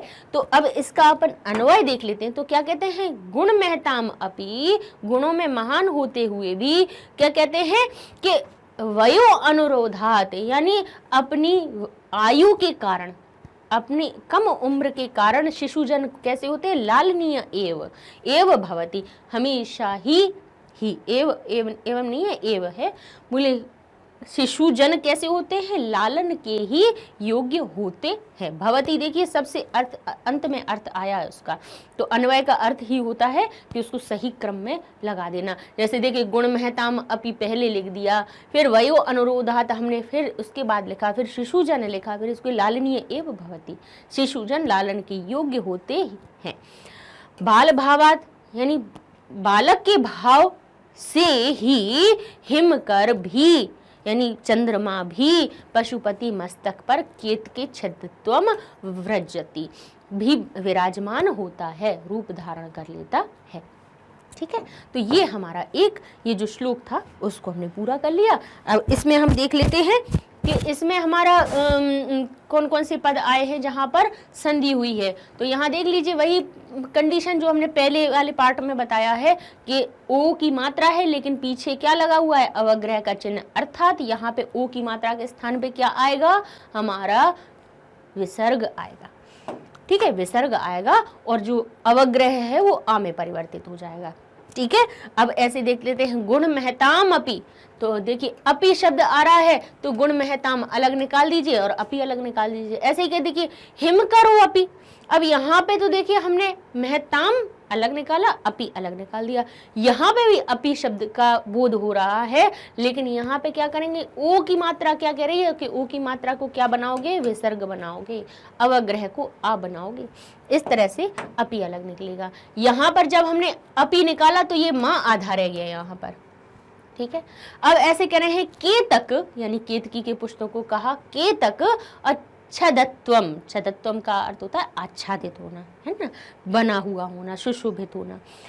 ठीक है, अब कह रहे हैं ये चा कहाँ से आया, चा का आगमन कहाँ हुआ, चर्तो संधि जो होती है वहां पर क्या बताते हैं कि कोई भी जो शब्द होता है हमारा कौन सा, व्यंजन वर्ण, व्यंजन वर्ण प्रथम वर्ण के बाद छ अगर लिखा हुआ हो तो चा का आगमन हो जाता है। ठीक है, तो इसलिए यहाँ पे ये चा आ गया संधि करते हुए।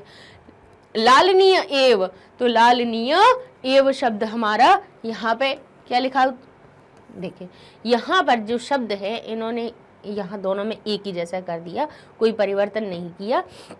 तो हम इसको क्या करेंगे, जब हम इसका संधि शब्द बनाएंगे तो हम कह देंगे इसको लालनीय, लालनीयेव, यहाँ पर ये जो ए का लोप हो जाएगा। ठीक है, ए की मात्रा यहाँ पर लग जाएगी और वह इसमें जुड़ जाएगा। ठीक है, ये बन जाएगा हमारा लालनीय एव। ठीक है, अब आगे देख लेते हैं हिमकरह। अब इसमें समास देख लेते हैं कि हिमकरह, हिमकर किससे बना, बोले हिमम करोति इति, जिससे हिम हो जाए, हिम यानी ठंडक। हिम का अर्थ एक हमारा बर्फ से भी होता है और एक ठंडक से भी होता है। तो कहते हैं हिम करह, हिम को करने वाला यानी ठंडक उत्पन्न करने वाला। तो सूर्य क्या होता है, हमारा गर्मी देता है, और यहीं पे हिम यानी ठंडक कौन देता है, चंद्रमा।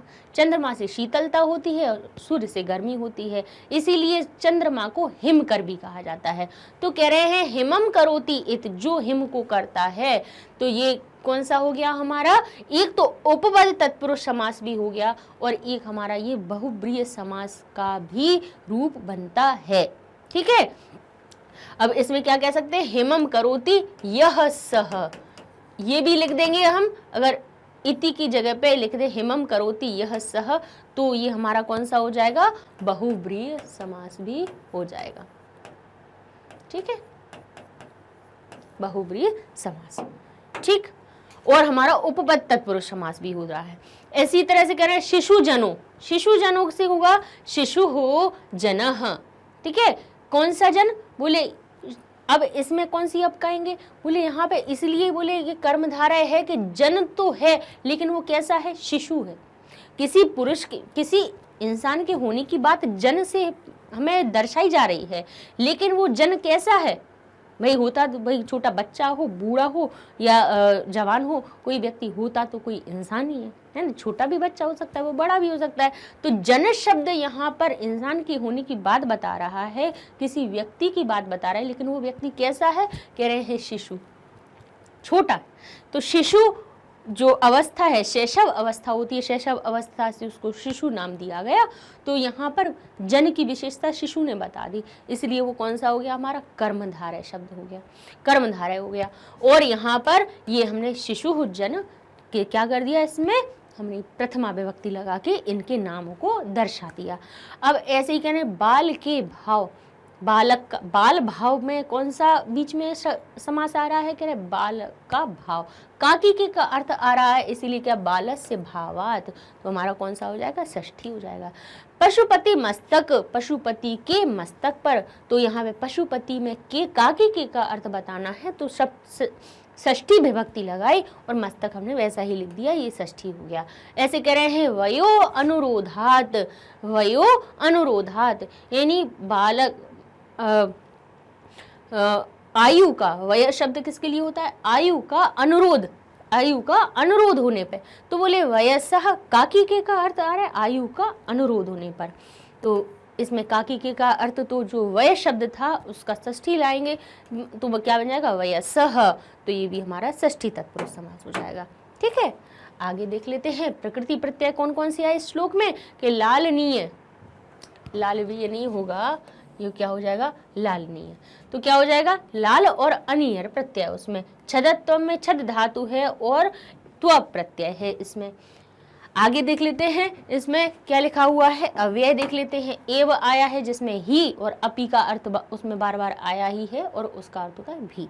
सत्यमेव जयते, सत्यम और एव जयते, अहम अपि पठामि, मैं भी पढ़ता हूँ, ये इनके प्रयोग हो गए।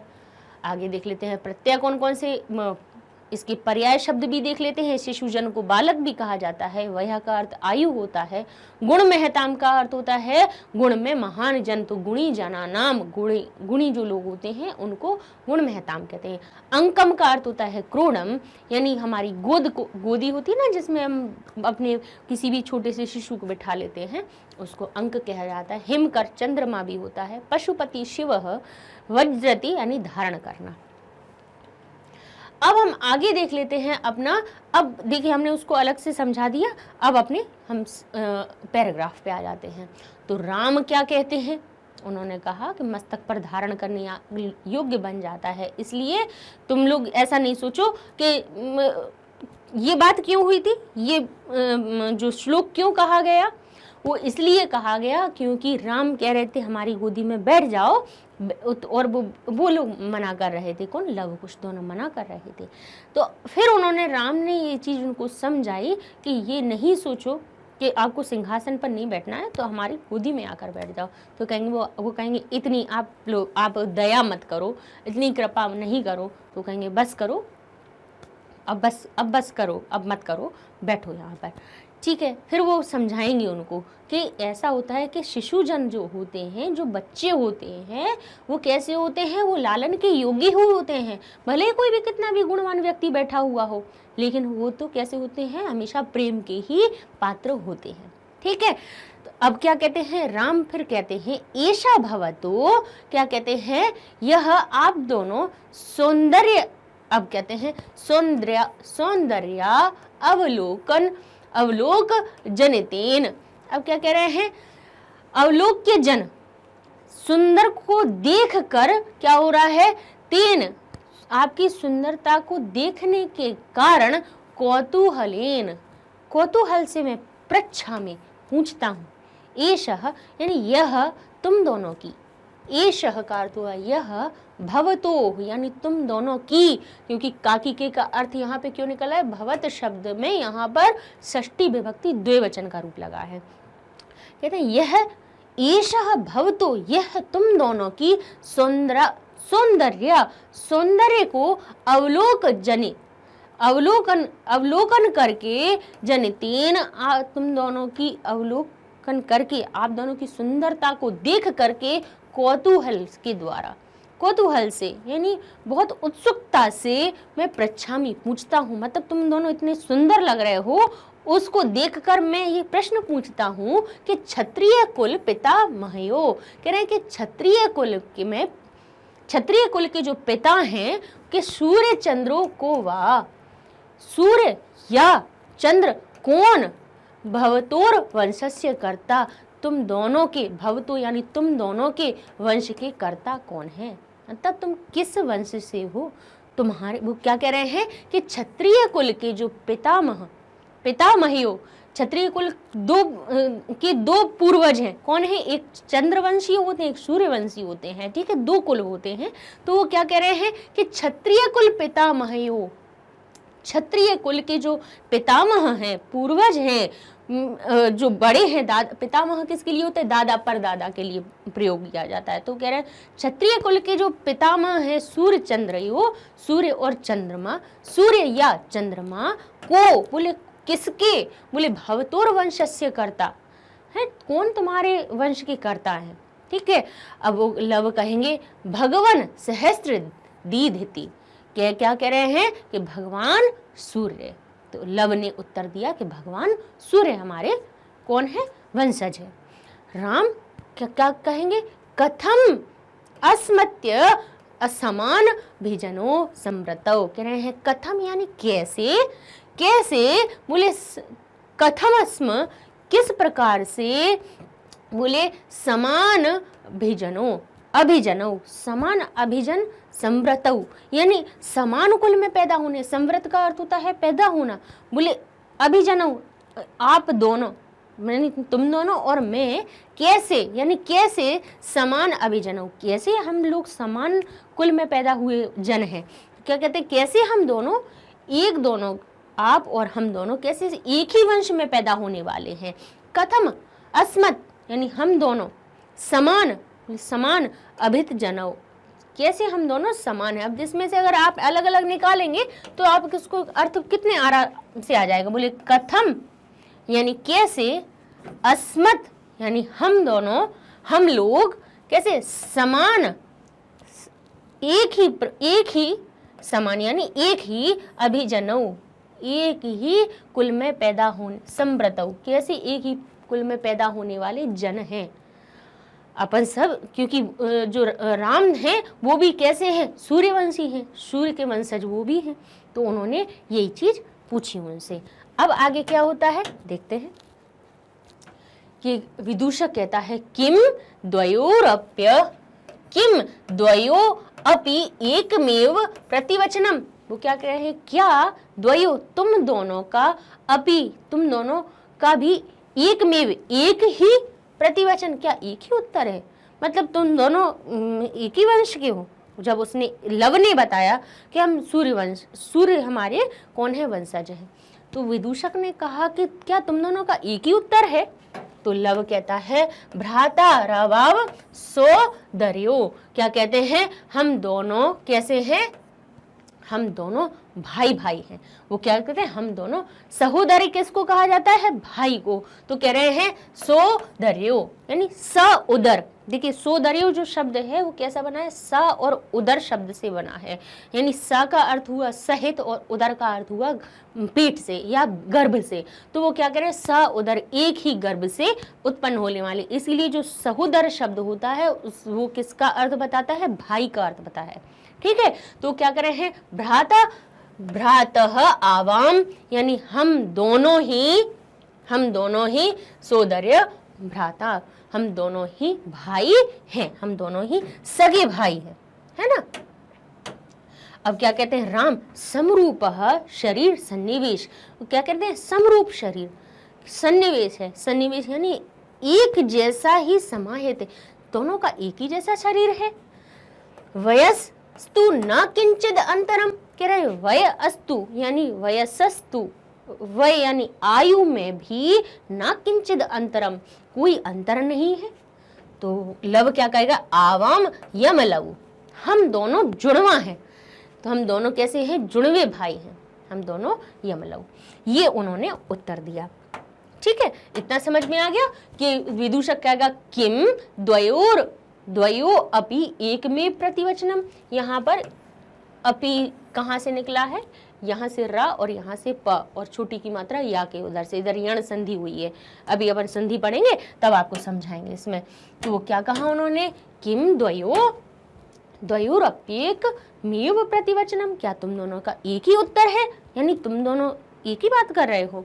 तो उन्होंने कहा भ्राता रावाम, बोले सोदरियो, हम दोनों क्या हैं, बोले हम दोनों भाई हैं, सगे भाई हैं। समरूप शरीर सन्निवेश, राम कहेंगे एक जैसे ही दोनों के शरीर की बनावट है। तो वय अस्तु ना किंचित अंतरम, और किस में, बोले वय यानी आयु में भी ना किंचित अंतरम, अस्तु तुम दोनों की आयु में भी कोई अंतर नहीं है। तो लव कहेगा आवाम यम लव, हम दोनों जुड़वे भाई हैं। अब आगे क्या होता है, तो वो कहेगा, राम कहेंगे संप्रति युज्यते, बोले अब ठीक है, तो किम नाम ध्येयम, संप्रति, चलो ठीक है, तो कहेंगे अब ठीक है, अब समझ में आई बात है ना। तो उन्होंने कहा संप्रति युज्यते, अब उचित है, अब ठीक है बात, ठीक है। किम नाम ध्येयम, अब वो कहेंगे नाम क्या है, तो क्या कहेंगे नाम ध्येयम, तो लव कहेगा, अब आप कहेंगे आर्यस्य वंदनायाम लव इत्यामानम श्रावयामि, ठीक है। और कुशम निर्देश्य आर्यो अपि गुरु चरण वंदनायाम, ठीक है। तो अब देखिए, अब वो अपने नाम कैसे बताएंगे, कहेंगे आर्यों की वंदना में लव, आर्यों की वंदना करने वाला मैं लव इत्यमानम श्रावयामि, मैं आपको सुनाता हूं। अब वो क्या कहेंगे, लव है मेरा अपना नाम बता रहे हैं, तो वो क्या कह रहे हैं कि आर्यस्य, आर्य की वंदनायाम, आर्य की वंदना में, आर्यों की वंदना में लव मेरा नाम है, लव अपने नाम को बोल रहा है ना, तो कह रहा है लव इत्यमानम श्रावयामि, मैं आपको सुनाता हूं। लव ये मेरा नाम है, ये बताया कि लव ये मैं आपको सुनाता हूँ। अब कुश को क्या करता है, निर्देश भी देता है कि तुम भी अपना नाम बताओ, है ना, करके। और क्या कहते हैं, आर्यो अपि गुरु चरण वंदनायाम, और गुरु की आर्यों की वंदना करता हूँ, और किसकी, और भी किसकी, कहते हैं आर्यो अपि गुरु, आर्यों के साथ भी गुरु चरण वंदनायाम, और गुरुओं की चरण वंदना करता हूँ। लव इस प्रकार मेरा नाम है, ठीक है। वो कह रहे हैं ना इत्यामानम, यह मेरा नाम है, ठीक है। अब आगे क्या कहते हैं वो कि कुश क्या कहेगा, अहम अपि कुश इत्यामानम श्रावयामि, कुश अहम अपि, मैं भी कुश अपने आप को सुनाता हूँ, मैं भी आपको श्रावयामि, आप सुनो मुझे, ठीक है, मैं भी आपको सुनाता हूँ कि कुश मेरा नाम है। ये चीज उन दोनों ने अपनी बताई। यहाँ तक अब इनका नाम का परिचय हो गया। अब आगे देख लेते हैं, इनके संधि शब्दों को देख लेते हैं कि सौंदर्यावलोकन जनितेन, तो सौंदर्य शब्द में यहाँ पे सौंदर्या शब्द हो गया, अवलोक जनितेन हमारा अलग निकाल दिया हमने। ऐसे ही इत्यामानम में इति आत्मानम, इत्यात्मानम में क्या होगा, इति शब्द अलग निकाला, एक अव्यय है, आत्मानम अलग लिखा। किंचित अंतरम में किंचित जो शब्द है जशत्व संधि के द्वारा, यहाँ पे किंचित अंतरम हो गया। वय अस्तु में वयस शब्द में जो सा आया है वो विसर्ग के स्थान पे बना है, तो बन जाएगा वयः तु। आर्यो अपि में, आर्यो शब्द में देखिए ये अवग्रह बता रहा है कि ओ की मात्रा विसर्ग के होने से आई है, तो आर्यः अपि हमने अलग निकाला। अब यहाँ पर देख लीजिए फिर से, देखिए द्वयो नहीं होगा, ये द्वयो होगा, मिसप्रिंट है, कह रहे हैं द्वयोर अप्य मेकम, तो द्वयोर जो र शब्द है उसने बताया कि यहाँ पर विसर्ग लगाइए, ठीक है। अब यहाँ से जब र में से विसर्ग निकला तो कौन क्या बचा, अ, तो हो गया अपि। अब ई की मात्रा कहाँ से आई, ये जो या लगा हुआ है यण संधि या कहती है, ई से या बन जाता है, तो पा में छोटी की मात्रा लगाई, तो अब क्या हुआ, या जब छोटी की मात्रा बन गया तो ए अलग हो गया, तो एक में हो गया, ठीक है। अब ऐसे ही भवतोर वंशीय, तो ये र कहाँ से आया है, बोले रत्व संधि विसर्ग से, तो भवतो वंशस्य अलग कर दिया। कथमस्मत, तो कथम शब्द अलग निकाला और अस्मत अलग निकाल दिया, कथम अस्मत, कैसे, हम सब, ठीक। ऐसे अहम अपि में अहम अलग निकाला, अपि अलग निकाला। समाना भिजनो, तो समान अलग निकाला और अभिजन शब्द हमने अलग निकाला, ठीक है। ऐसे ही भ्रातारा आवामम, तो क्या हुआ, भ्रातारौ शब्द अलग निकाला और हमारा ये आवामम अलग निकाला, ठीक है। ये हमारे क्या हो गए, संधि शब्द हो गए। आगे देख लेते हैं, समासिक पद कौन से हुए? सूर्य चंद्रयो। अब सूर्य और चंद्रमा और शब्द आ गया बीच में तो द्वंद्व समास है ये। तो सूर्य, सूर्य च, चंद्र च तयो, नहीं भी दोनों।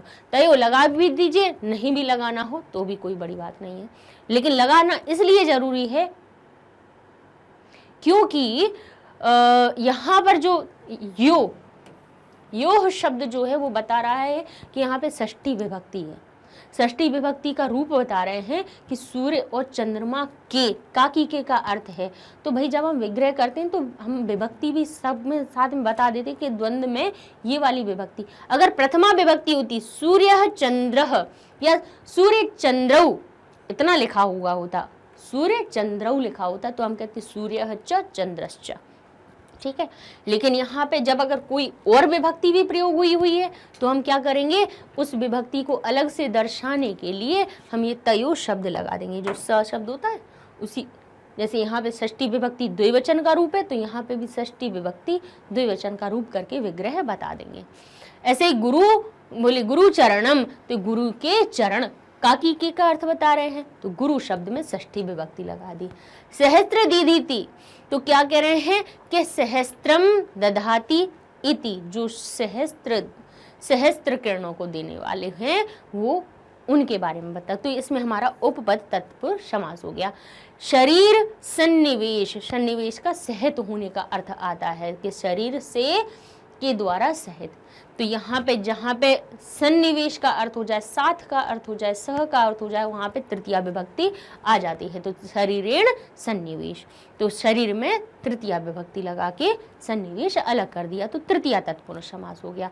अब कह रहे हैं पितामहयो में पितामहयो, कह रहे हैं पितामह पितामह च तयो, काकी के का अर्थ था यहाँ पे, देखिए षष्ठी विभक्ति का था इसीलिए यहाँ पे त लगाया।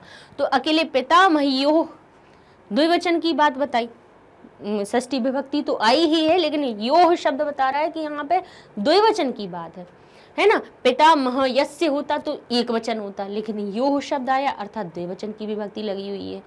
तो द्विवचन की अर्थात दो पितामह है इसके अंदर के नहीं है, हाँ बोले दो चार की बात हो रही है। तो कह रहे हैं पितामह च तयो, द्वंद्व समास।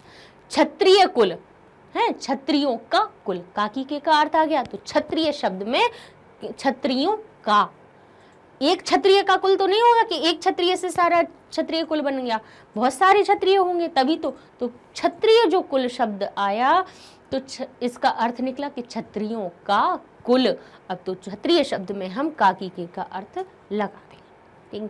प्रतिवचनम का अर्थ होता है वचनम, वचनम प्रति, प्रति शब्द है अव्ययी भाव समास।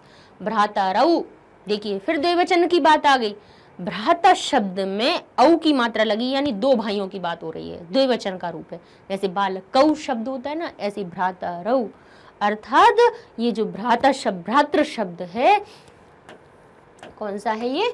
भ्रातृ शब्द है जो बालक के समान क्या बन गया, बोले ये बालकौ जैसे बनता है वैसे ये बन गया भ्रातृ, भ्रातरौ बन गया, ठीक है।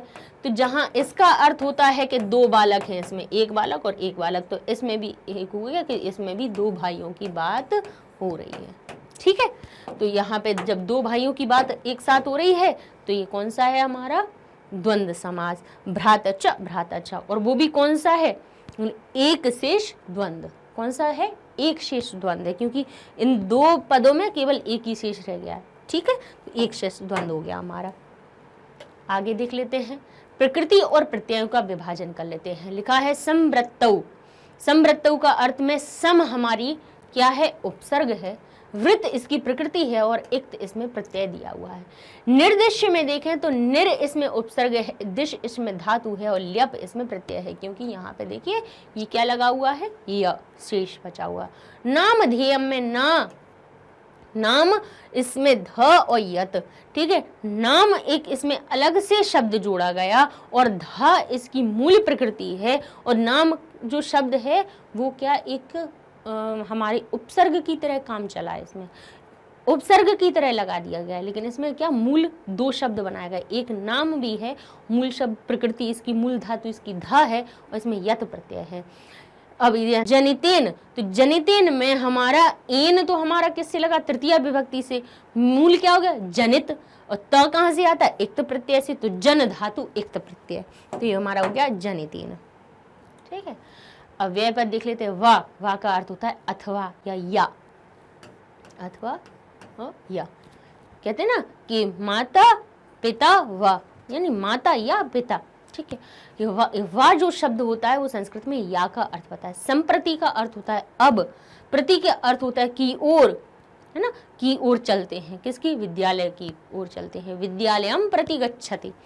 एव का अर्थ ही होता ही है, पहले भी बता दिया आपको। तो वा का जैसे सूर्य चंद्रयो को वा भवतोर्वंशयो भवति, या कर्ता, कौन आपका वंशज है। संप्रति पाठ पठ, अब पाठ पढ़ो।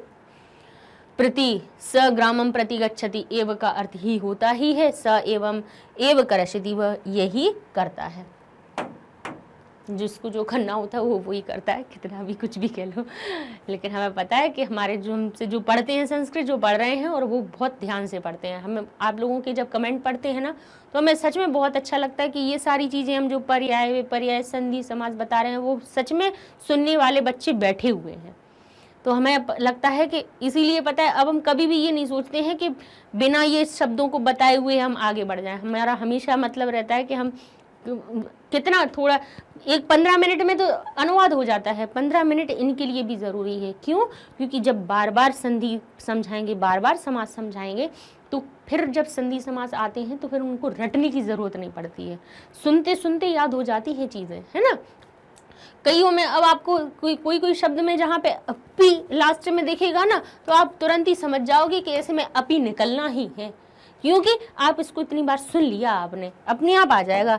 एव की जहाँ मात्रा दिखेगी आप समझ जाओगे इसमें से एव निकलना ही है। तत् जहाँ निकल रहा होगा और आगे ए की मात्रा होगी तो आप समझ जाओगे कि इसमें से ए तत् जरूर निकल रहा है। ऐसा होता है, ये सुनने से हो जाती है ये चीज़ें, है ना। तो अब पर्याय शब्द देख लेते हैं कि सूर्य को और क्या कहते हैं, रवि ही कहते हैं। प्रतिवचन का अर्थ होता है उत्तर। यमलव का होता है युगल, युगल यानी जोड़ा या जुड़वा। ठीक है। वंदना प्रार्थना। चंद्र को शशि भी कहते हैं। सौंदर्य शब्द तो सहोदरऊ यानी भाई भाई, दो भाइयों की बात हो रही है, इस दोनों में ही द्विवचन की विभक्ति लगी है। संव्रतऊ यानी संजाति, यानी साथ में संजातऊ आएगा, संजाति नहीं आएगा, संजातऊ आएगा। संव्रतऊ यानी क्या अर्थ हुआ इसका, साथ में पैदा होने वाले, तो कहते हैं संजातऊ का अर्थ भी वही होता है। समुदाचार्य यानी शिष्टाचार्य। ठीक है, ये हमारा हो गया पर्याय शब्द हो गए। संप्रति का अर्थ होता है अब, अधुना। वयसः का अर्थ होता है आयु। आगे चलते हैं। सन्निवेश, अब यहाँ पे उपसर्ग और प्रकृति भी बता दी गई है। देखिए यहाँ पे जो अभी प्रत्यय चल रहे थे, यहाँ पर उपसर्ग भी देख लेते हैं। यहाँ पर काफी शब्दों में उपसर्ग भी आए, उनको भी देख लेते हैं। कहाँ पे, जैसे सन्निवेश में सत उपसर्ग आया है। ठीक है, यहाँ पे सम रूप में सम उपसर्ग आया है। संव्रतऊ में भी सम उपसर्ग आया है। निर्दिष्ट में निर उपसर्ग आया है। ठीक है, सतनिवेश सन्निवेश। ठीक है, ता का ना हो गया। यहाँ पे समरूप समरूप, समव्रतऊ संव्रतऊ, निर्दिश्य, तो क्या हो गया ये हमारा। अभी देखिए निर्दिश्य शब्द यहाँ तक बनेगा जब इसमें ल्यप प्रत्यय जुड़ेगा, तब ये निर्दिश्य बनेगा। लेकिन अभी सिर्फ उपसर्ग बताना था तो प्रकृति बता दी कि दिश इसका मूल प्रकृति है और उसमें निर उपसर्ग लगा हुआ है। ठीक है, लेकिन फिर भी बता दिया हमने कि ये जो य कहाँ से आया, ल्यप प्रत्यय से आया है। ठीक है, तो जैसा कि हम अपने 4th पैराग्राफ पर आ चुके हैं, आगे की हम कहानी को पढ़ते हैं कि आगे के नाटक में क्या होता है, इसको पढ़ लेते हैं। अभी तक क्या हो चुका है कि पहले परिचय हुआ, पहले राम के पास लवकुश आते हैं, प्रणाम करते हैं, तो जो राम है उनको क्या करते हैं, गले से लगा लेते हैं और उसके बाद में कहते हैं कि अपने सिंहासन पर बिठाते हैं। लेकिन वो मना करते हैं कि सिंहासन पर हम नहीं बैठ सकते क्योंकि राजा का आसन होता है। तो वो क्या कहते हैं, तो फिर मेरे हृदय के पास मेरी गोदी में बैठ जाओ। इस प्रकार से गोदी में बिठा लेते हैं और उनसे पूछते हैं कि तुम दोनों किस वंश से हो, तो वो बताएंगे कि हम सूर्य वंश से हैं। तो राम पूछेंगे कि तो तुम दोनों सूर्यवंश से कैसे, ये बताओ तुम दोनों क्या दोनों ही सूर्यवंशी हो? वो कहेंगे हाँ हम दोनों, क्योंकि हम दोनों सगे भाई हैं इसलिए हम दोनों सूर्यवंश से हैं। फिर वो कहेंगे तुम दोनों की आयु ये सब चीज़ें बिल्कुल एक जैसी क्यों है? रूप तुम्हारा, आयु तुम में कोई अंतर नहीं है। बोले इसलिए अंतर नहीं है क्योंकि हम दोनों जुड़वा भाई हैं। ये बात से उन दोनों की हो गई। उन सब की जब ये बात हुई है तो अब राम क्या कहते हैं कि अहो उदात रम्य समुद्रचारः। वो क्या कहते हैं, अरे कितना, कैसे है, क्या कहते हैं, उदात यानी कितना उत्तम, बोले रम्य यानी सुंदर, कितना उत्तम, कितना रम्य यानी सुंदर, क्या सम उदाचार यानी कितना अच्छा इन क्या कर रहे हैं, ये आचरण कितना अच्छा, आचार का अर्थ होता है आचरण करना, कितनी अच्छी तरह से बात कर रहे हैं, है ना। नाम भी पूछा तो उनने बता दिया ये मैं गुरु की चरण वंदना करने वाला मैं कुश हूँ। वो भी कह देता है कि मैं आर्यों की वंदना करता हूँ, मैं कुश अपने आप को सुनाता हूँ।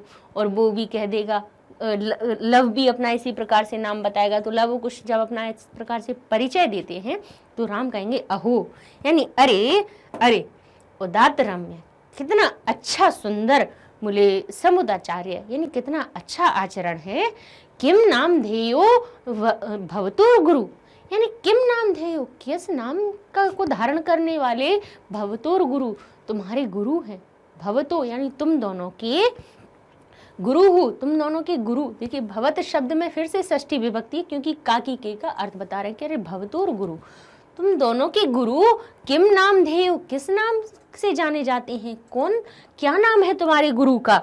तो लव कहेंगे ननु भगवान वाल्मीकि, निश्चय ही भगवान वाल्मीकि, वाल्मीकि जो हमारे गुरु हैं ऐसा वो बताता है। ननु यानी निश्चय ही भगवान वाल्मीकि।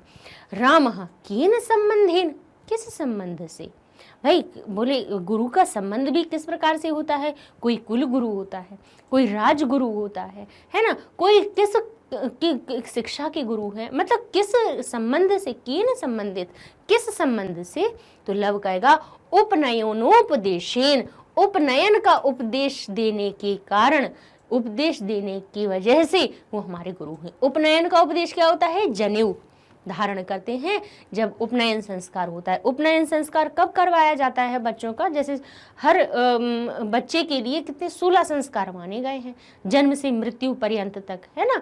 तो हमारे हिंदू धर्म में जैसे कि 16 संस्कार जो माने गए हैं उनमें से एक होता है उपनयन संस्कार, जिसमें कि बच्चा जब बड़ा होकर गुरुकुल जाता है तब उसको जनेऊ धारण करवाया जाता है। और वो जो जनेऊ होता है वो किस लिए धारण करवाया जाता है कि वो एक तरह से क्या होता है, जब हम नहीं कहते कि हम किसी चीज की शपथ लेते हैं, है ना, तो उस समय भी वो जो जनेऊ धारण किया जाता है वो हमें इस चीज का याद दिलाता है कि हम अब अपनी शिक्षा को बिल्कुल जिस प्रकार से वो हमें पूरे शरीर को बांधे हुए, उसी प्रकार से हम अपनी शिक्षा से भी अपने आप को कैसा करेंगे, बांध लेंगे, शिक्षा को ग्रहण करेंगे। ठीक है, तो वो उपनयन संस्कार हर बच्चे में किया जाता है जब उसको गुरुकुल भेजा जाता तब। ठीक है, तो वो क्या कहेंगे, उपनयनोपदेशेन, उपनयन का उपदेश देने के कारण या उपनयन संस्कार के उपदेश देने के कारण वो हमारे गुरु हैं। इस नाते से, इस संबंध से राम कहेंगे हम अत्र भवतो जनकम नाम तो विदेतुम इच्छामि। अब कहेंगे अहम अत्र, यहाँ मैं भवतो तुम दोनों के, जनकम तुम दोनों के पिता का, नाम तो तुम दोनों के पिता के नाम को, वेद तुम जानना, वेद तुम इच्छामि जानने का इच्छुक हूँ, जानने के लिए इच्छुक हूँ। अब मैं तुम दोनों के पिता का नाम जानना चाहता हूँ। लव कहेगा न ही जानाम्यस्य।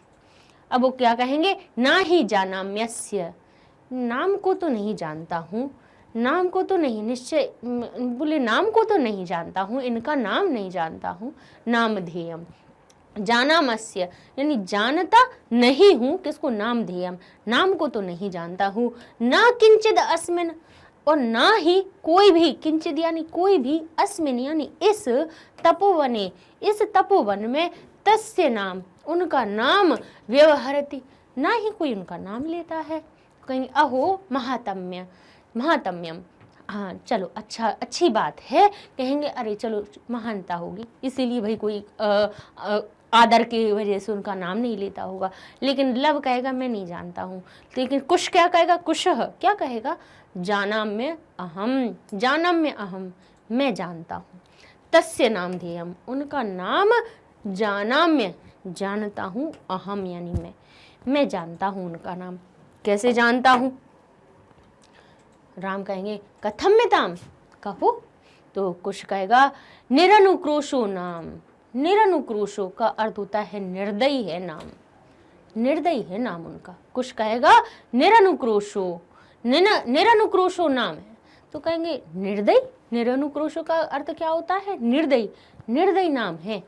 राम कहेंगे वयस्य, मित्र, बच्चों से कहेंगे अरे मित्र, अपूर्वम खलु नाम ध्येयम, अरे दोस्त बड़ा अपूर्व है, बड़ा विचित्र नाम है। तो विदूषक विचिंतित, अब विदूषक चिंता करके कहेगा एवं तावत पृच्छामि, बोल कहेगा ऐसे ही तब मैं पूछता हूँ, तो ऐसे ही मैं पूछता हूँ, तावत यानी तो, एवं यानी ऐसे ही, पृच्छामि तो ऐसे ही पूछता हूँ कि निरनुक्रोशो इति क एवं भणति, यानी निर्दयी ऐसा कौन बोले, कौन बोलता है, ऐसा ही बोले ऐसा कौन, निर्दयी ऐसा उनको कौन बोलता है, कह भणति कौन बोलता है। तो वो अब वो क्या कहेगा, कुश कहेगा अम्बा यानी माता, मेरी माता कहती हैं। विदूषक कहेगा किम कुपिता, क्या, कुपिता यानी गुस्से में, कुपित का अर्थ क्या होता है, गुस्सा होना, किम यानी क्या, कुपिता एवं भणति, क्या गुस्से में आकर ऐसा बोलती हैं, उत या फिर प्रकृति स्थिता, या फिर अपनी स्वभाव से ही मतलब कहती ही हैं, स्वाभाविक ही कहती हैं उनको निर्दयी, या फिर गुस्से में कहती हैं। तो कुश कहेगा यद्या आवयो, यद यानी यत यानी जब हम, यद्या आवयो दो शब्दों से मिलकर बना यत और आवयो, यानी जब हम दोनों, आवयो बाल भाव जनितम, बाल भाव से जनित यानी बालक भाव में क्या करते हैं, किंचित अविनयम, कोई अविनय यानी उनकी बात नहीं जब मानते हैं, कोई शैतानी करते हैं, कोई क्या अविनय करते हैं, पश्यति हमारी कोई नटखटपन को देखती हैं, किंचित किसी, अविनयम पश्यति किसी हमारी शरारत को देखती हैं, तदा एवं तब ऐसा ही, अधिक क्षिप्तति तब ऐसा कहकर ही, अधिक क्षिप्ति तब वो ऐसा बोलती हैं, ऐसा कहकर डांटती हैं। अधिक्षिप्ति का अर्थ होता है, अधिक्षिप का अर्थ होता है डांटना, तो कह रहे अधिक्षिप्ति तब ऐसा कहकर डांटती हैं, तदा यानी तब, एवं यानी ऐसा ही कहकर डांटती हैं। निरनुक्रोशस्य पुत्रौ, निर्दयी के पुत्रों, माँ चपलन इति, मत करो चापलन इति, इतनी शैतानी, इतनी चपलता, इतनी चंचलता मत करो, ऐसा बोलती हैं। वो क्या कहती हैं कि यत आवयो, यद्यावयो कैसे बना, यत आवयो जब हमारे बाल भाव जनित, बालपन से जब जनित का अर्थ होता है उत्पन्न होना, हम बालक भाव में, बालपन के भाव में जब कोई बोले क्या करते हैं, कुछ उद्दंडता, अविनयम, विनय नहीं अविनयम, किंचित अविनयम कोई अविनय करते हैं या कोई शरारत करते हैं, तो ऐसा उद्दंडता जब देखती हैं तब ऐसा ही अधिक्षिप्ति तब ऐसे ही डांट कर बोलती हैं कि निरनुक्रोशस्य पुत्रौ, निर्दयी के पुत्रों, माँ चपलन इति, चपलता मत करो, चंचलता मत करो या शरारत मत करो, ऐसा बोलती हैं। विदूषक कहेगा एतयोर यदि पितुः निरनुक्रोशो इति नाम ध्येयम। अब वो कहते हैं एतयोर यदि, अगर यदि, अब कह रहे हैं कि यदि इन दोनों के, एतत, अब यहाँ पे कैसे, एत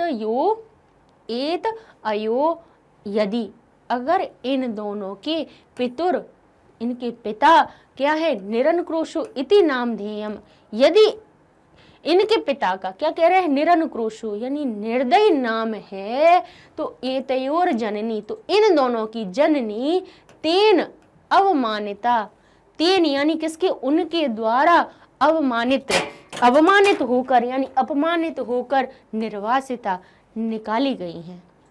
एतेन वचनेन, इस एतेन वचनेन दारकौ निर्भरसी, इसीलिए इसी कारण से, इसी के द्वारा, ऐसे वचन से दोनों पुत्रों को, दारकौ का अर्थ होता है दोनों पुत्रों को, निर्भर्स्यति यानी इसीलिए ऐसे उनको धमकाती हैं या डराती हैं या डांटती हैं। ठीक है, क्या करें, अतः बोले क्या कह रहे हैं, तेन अवमानिता निर्वासिता यानी क्या कहा कि इनकी जननी, एते और जननी, इन दोनों की जननी को बोले तेन अवमानिता, उनके द्वारा अवमानित करके निर्वासिता निकाला गया है। एतेन अतः, इस एतेन इसीलिए, बोले वचनेन ऐसे ऐसे वचनों के द्वारा दोनों पुत्रों को निर्भृत्य सती यानी क्या करती है, निर्भृत्य से यदि यानी उनको डांटती हैं दोनों बच्चों को। ठीक है, तो ये विदूषक ने उनको बताया। ठीक है, ये उनकी चर्चा हुई, बात हुई, उनने पिता का नाम पूछा तो उन्होंने कहा ऐसा। बोले कौन बोलता है निर्दयी? बोले माता बोलती हैं। तो विदूषक कहता है कि निश्चय ही अगर इनके पिता का नाम निर्दयी है, अगर ऐसा इनकी माँ बोलती है तो अर्थात इनकी माँ को उनने अवमानित करके घर से बाहर निकाल दिया है, इसीलिए वो इन दोनों बच्चों को ऐसा कहकर डांटती हैं, ऐसा विदूषक सोचने लगता है।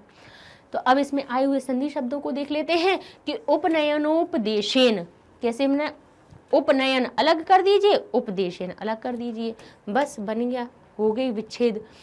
जानमन, अब क्या लिखा है, जानाम्यस्य यानी जानामि अस्य, अस्य अलग कर दीजिए, जानाम्य बचेगा, कैसे, तो अस्य अलग किया तो ये क्या बचा, म्य अलग बचेगा, तो माँ में ये या क्या बन जाएगा, छोटी की मात्रा, तो जानामी हो जाएगा। ठीक है, क्या बन जाएगा, जानामी। या में से आ निकालेंगे तो अस्य निकल आएगा। समुदाचार्य में सम इसका अलग निकाला, उत इसकी प्रकृति को अलग निकाला, आचार शब्द अलग आ गया। सम उत आचार, समुदाचार। उत कैसे बना, ता के बाद कोई भी स्वर व्यंजन आता है तो वो दा बन जाता है, तो यहाँ पे देखिए ऊ के बाद ये दा बन गया, समुदाचार्य।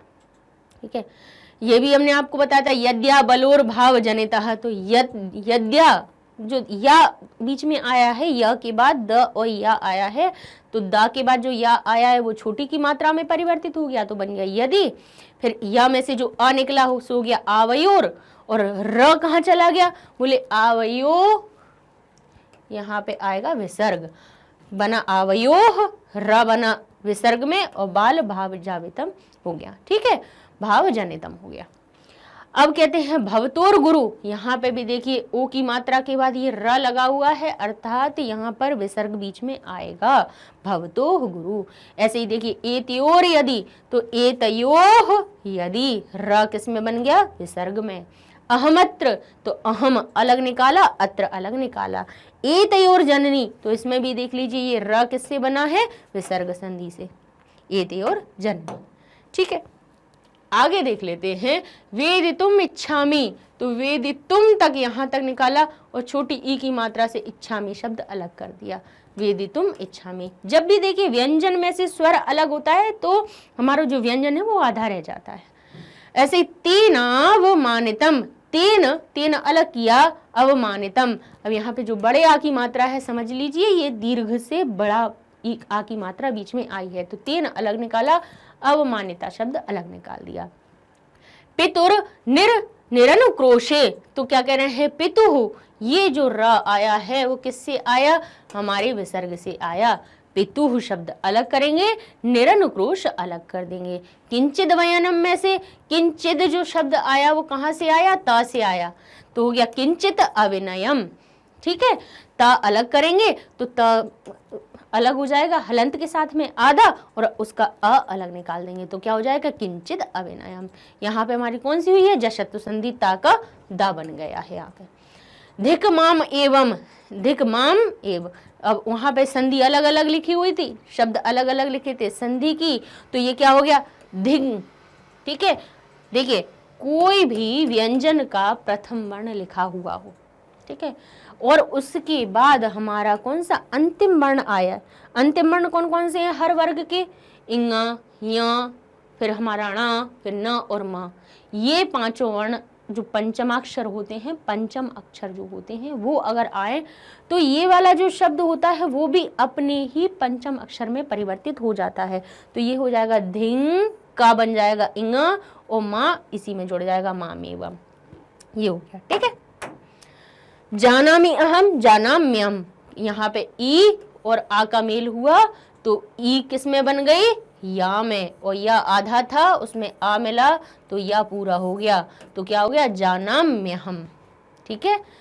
और माँ क्यों आधा हो गया, क्योंकि इसमें से ई हट गई, इसीलिए ये माँ तो आधा ही रह गया, तो यहाँ पे ये माँ आधा और यह पूरा, जानाम्यहम हो गया। संधि हो गई। संधि तो आसानी होती है बहुत ज़्यादा, बस विग्रह करना थोड़ा कठिन होता है क्योंकि हमें उसमें सही शब्दों का ज्ञान होना ज़रूरी है। अब कहते हैं समास विग्रह देख लेते हैं। कहते हैं भवतो गुरु, इन दोनों के गुरु, आप दोनों के गुरु का की का अर्थ आ गया, तो भवत शब्द में हमने भवतः, षष्ठी विभक्ति तत्पुरुष। दारकऊ में दारकः च, दारकः च, अब दारक शब्द होता है किसके लिए, बोले पुत्र के लिए, है ना, पुत्र पुत्र के लिए दारक शब्द का प्रयोग करते हैं।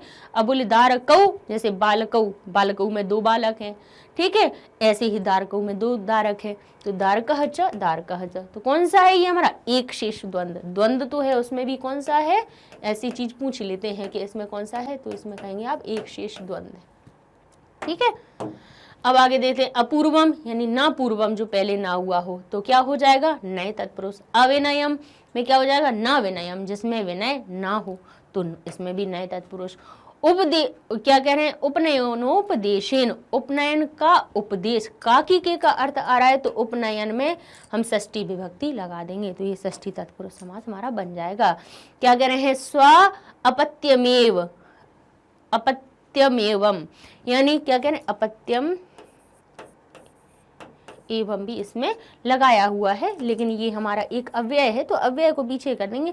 अब इसका अर्थ हुआ स्व अपत्यम, यानी अपना, अपना पुत्र, तो क्या हो जाएगा, पुत्र तो है लेकिन किसका है, बोले अपना है, तो अपना शब्द ने क्या बताया, इसका एक विशेषता बताई, तो ये हमारा कर्मधारय शब्द, ठीक है, कर्मधारय समास हो गया। स्वम यानी अपना पुत्र, अपना पुत्र, दूसरे का पुत्र, तो दूसरे भी एक विशेषता हो गई, अपना ये भी एक विशेषता हो गई, तो ये हमारे बन गए समास विग्रह हो गए।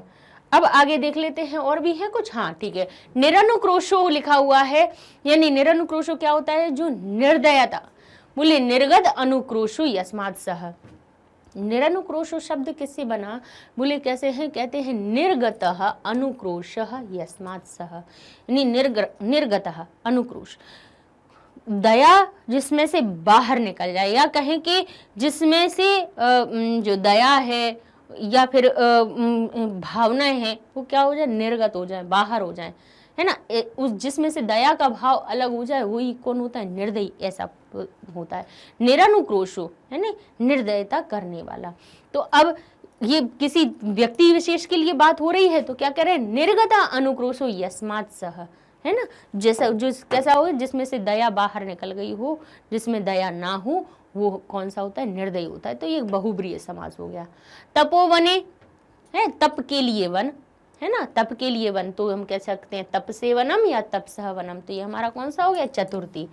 तपोवन यानी तप के लिए वन, तो का के लिए का अर्थ बताने के लिए हमने ये विभक्ति लगा के अलग कर दिया। अब कह रहे हैं नायुक्तम, तो अयुक्तम, तो ये नए तत्पुरुष है, ये तो ना और आ का तो बहुत सरल ही होता है ना। प्रकृति स्था यानी प्रकृति स्था, तो इसमें आ गई यानी प्रकृति में स्थित, तो मैं का अर्थ आ रहा है प्रकृति स्था यानी प्रकृति में स्थित, तो स्था धातु में सप्तमी होती ही है, तो प्रकृति को जब अलग करेंगे तो हम ये अपनी सप्तमी विभक्ति का द्विवचन लगा दिया, सप्तमी तत्पुरुष समास हो गया, ठीक है। बस ये हो गई हमारी समास हो गए। प्रकृति प्रत्यय देख लेते हैं। कुपिता में कुप, इसमें क्या हुआ हमारा, कुप इसकी प्रकृति हुई, कुपित होना या क्रोधित होना, गुस्सा होना। इक्त प्रत्यय और टाप प्रत्यय, इक्त से तो ता आया और बड़े की मात्रा टाप से आई, इसमें दो इसमें प्रत्यय हैं। कुपिता में कुप धातु है इसकी, पहले कुप में त कहाँ से आया, इक्त प्रत्यय से, और बड़े की मात्रा कहाँ से आई, कुपिता टाप प्रत्यय से, स्त्रीवाची शब्द हो गया ये। भगवान शब्द में भग इसकी प्रकृति है, मतुप इसमें प्रत्यय है। मातुप नहीं होता है, मतुप होता है। निर्वासित में निर इसका उपसर्ग है, वस धातु है, त कहाँ से आया, इक्त से, और टाप से बड़या की मात्रा। जब भी कोई भी आपको बड़या की मात्रा दिख रही हो लगी हुई, यानी स्त्रीलिंग के लिए जब भी कोई बात हो रही हो और उसमें बड़या की मात्रा बात हो, तो समझ लीजिए इसमें टाप प्रत्यय है। स्त्री प्रत्यय होता है टाप, जिसमें बड़या की मात्रा सब में शीप हो वो मतलब आपको दिखाई देती है। जैसे अज शब्द में, बकरा शब्द में अजा हो जाता है तो उसका अर्थ हो जाता है बकरी। ठीक है, अब हम कहते हैं निर्वासिता, यानी निर इसमें उपसर्ग है, वस धातु है, फिर उसमें इक्त प्रत्यय लगा तो बना निर्वासित। अगर किसी पुरुष के लिए बात हो रही होती तो होता निर्वासित, और तब इक्त प्रत्यय ही रहता, लेकिन अब स्त्री के लिए उसको प्रयोग करना था तो कहा निर्वासिता निकाली गई है, तो जो बड़या की मात्रा है वो टाप प्रत्यय से लगाई गई। रम्य, हाँ, तो रम में यत प्रत्यय लगा हुआ है। मान्यता में मन इसकी धातु है, अब छोटी ई की मात्रा णिच प्रत्यय से आई। त कहाँ से आया, इक्त प्रत्यय से। बड़या की मात्रा कहाँ से आई, टाप से। देखिए ये छोटी ई की मात्रा जो आपको दिख रही है वो णिच प्रत्यय से आई है। त कहाँ से आया, ये इक्त प्रत्यय से, और ता में बड़या की मात्रा भी कहाँ से आई, टाप प्रत्यय से। 3 प्रत्यय हैं आपकी मान्यता शब्द में। वेद तुम में विद धातु है, और तुम किसका बचा, तुमुन प्रत्यय का। वेद धातु है, विद धातु में तुमुन प्रत्यय। नाम तो शब्द देखें तो नाम में तसिल प्रत्यय का प्रयोग किया गया है। नाम इसका मूल प्रकृति है और तसिल इसका प्रत्यय है। अब इसमें आने वाले अव्यय शब्द देख लेते हैं कि अपि का अर्थ भी होता है, अपन बहुत बार पढ़ भी चुके इनको। ननु का अर्थ निश्चय होता है। भाई हर बार बता इसलिए देते हैं कि कई बार क्या होता है कि कुछ बच्चे वहां तक पहुंच रहे, कभी नहीं भी पहुंच रहे, कुछ उधर तक देख रहे नहीं देख रहे, तो हम तो हर बार में बता देते हैं कि कहीं ना कहीं तो पढ़ ही लोगे जाके, है ना। अपि का अर्थ भी होता है, ननु का अर्थ निश्चय से ही होता है, न का अर्थ नहीं होता है, खलु का अर्थ होता है निश्चय ही, एवं का अर्थ होता है ऐसा या इस प्रकार, तावत का होता है तब तक, इति का अर्थ होता है इस प्रकार, माँ का अर्थ होता है मत। ठीक है, यदि का अर्थ होता है अगर, शायद, है ना, यदि ऐसा हो जाता। यदा का अर्थ होता है जब, तदा का अर्थ होता है तब। ठीक है, और ये इनके हमने आपको प्रयोग भी बता दिए कि लव अपि कुशेन सह राजनम अगच्छत, ऐसे बीच में लिखा हुआ दिख जाता है कहीं पे भी, और वो पूछ लेते कि इनमें अव्यय छांटो। ननु त्वमेव मम गुरु, है ना, निश्चय ही तुम मेरे गुरु हो। एतत् अहम न जाना भी, यह मैं नहीं जानता हूँ। अपूर्वम खलु इदम चित्रम, अपूर्वम विचित्र, ये निश्चय ही ये विचित्र चित्र है। माम एवं बद, ऐसा मत कहो, है ना, इस प्रकार ऐसा मत कहो। अब क्या कह रहे हैं, यावत अहम पठामी तावत त्वम लिखम, जैसा मैं पढ़ूं वैसा ही तुम लिखो, है ना। अब लिखा है इति पयः ददाति इति पयोदः, जो क्या, जो जल को देता है ना, उसी को पयोद कहते हैं। माँ का अर्थ होता है नहीं करना, तो क्रोधम माँ कुरु, यानी क्रोध नहीं करो। ठीक है, आगे देख लेते हैं। लिखा यदि यदि ही स न गमिष्यामि तदा अहम अपि न गमिष्यामि, अगर वह नहीं जाएगा तो मैं भी नहीं जाऊंगा। यदा यदा मेघा वर्षन्ति, जब मेघा वर्षेंगे, मयूरा आनंदति, तब मयूर क्या होते हैं, आनंदित होते हैं। तदा का अर्थ यदा राम आगमिष्यति तदा सीता प्रसन्ना भविष्यति, जब राम आ जाएंगे तब सीता प्रसन्न हो जाएंगे। ये हमारे अव्यय हो गए। अब इनमें आए जो पर्याय शब्द है देख लीजिए। उत जो शब्द आया था उसका अर्थ होता है अथवा। निर्क्रोश का अर्थ होता है निर्दयः। अवमानित का अर्थ होता है तिष्कृत, तिरस्कृत, यानी जिसका तिरस्कार किया गया हो, अपमानित किया हो। भणति का अर्थ होता है बोलना, वदति। द्वारकऊ को क्या कहते हैं, पुत्रौ, दो पुत्रों। दारक शब्द पुत्र के लिए होता है, और इसमें दारकऊ लिखा है, यानी दो पुत्रों की बात कर रहे हैं, तो हम उसके अर्थ में भी द्विवचन की विभक्ति पुत्रौ लिख देंगे। अपूर्वम का होता है अद्भुतम। वयस्य का अर्थ होता है मित्र। अंबा का अर्थ होता है माता। अब इनके विपर्याय देख लीजिए। स्वपत्यम, स्वपत्यम यानी अपना पुत्र, तो परभृत्य यानी दूसरे का पुत्र। वयस्य का अर्थ हुआ मित्र, तो उसका उल्टा हो गया रिपुः यानी शत्रु। अवमानित का अर्थ हो गया अपमानित करना, तो सम्मानित उसका उल्टा अर्थ हो गया, विपर्याय हो गया। चापलम यानी चपलता करना, चंचलता करना या शैतानी करना, तो उसका विपर्याय हो गया सरलता। अधिक्षिपति यानी तो क्या हुआ, लालयति यानी अधिक्षेपति का अर्थ हुआ डांटना, तो लालयति का अर्थ हुआ प्रेम करना। पृच्छामि पूछना, तो वदामि यानी बोलना। कुपिता, कुपिता का अर्थ हुआ गुस्सा होना, तो हर्षिता का अर्थ हुआ प्रसन्न होना। अत्र अर्थ यानी यहाँ, और तत्र यानी वहां। तो इस प्रकार से ये हमारे क्या हो गए, विपर्याय शब्द हो गए। निर्क्रोश का अर्थ हुआ निर्दयी, तो उसका होगा सहृदय, हृदय वाला है। विनयम, उसको कहेंगे अविनय। ठीक है, विनय सविनय भी हो जाता, तो उसका अविनय हो जाएगा। ठीक है, तो इस प्रकार से ये हमारा चौथा वाला अपना पैराग्राफ भी पूरा हो गया। इसमें आए हुए शब्दों को भी हमने समझ लिया। नेक्स्ट पैराग्राफ में अब हम चलते हैं अपने अगले पैराग्राफ को शुरू करेंगे। बाकी के बचे हुए भी अपना जो गद्यांश है, नाटक का अंश है, उसको हम पढ़ेंगे। तब तक के लिए धन्यवाद।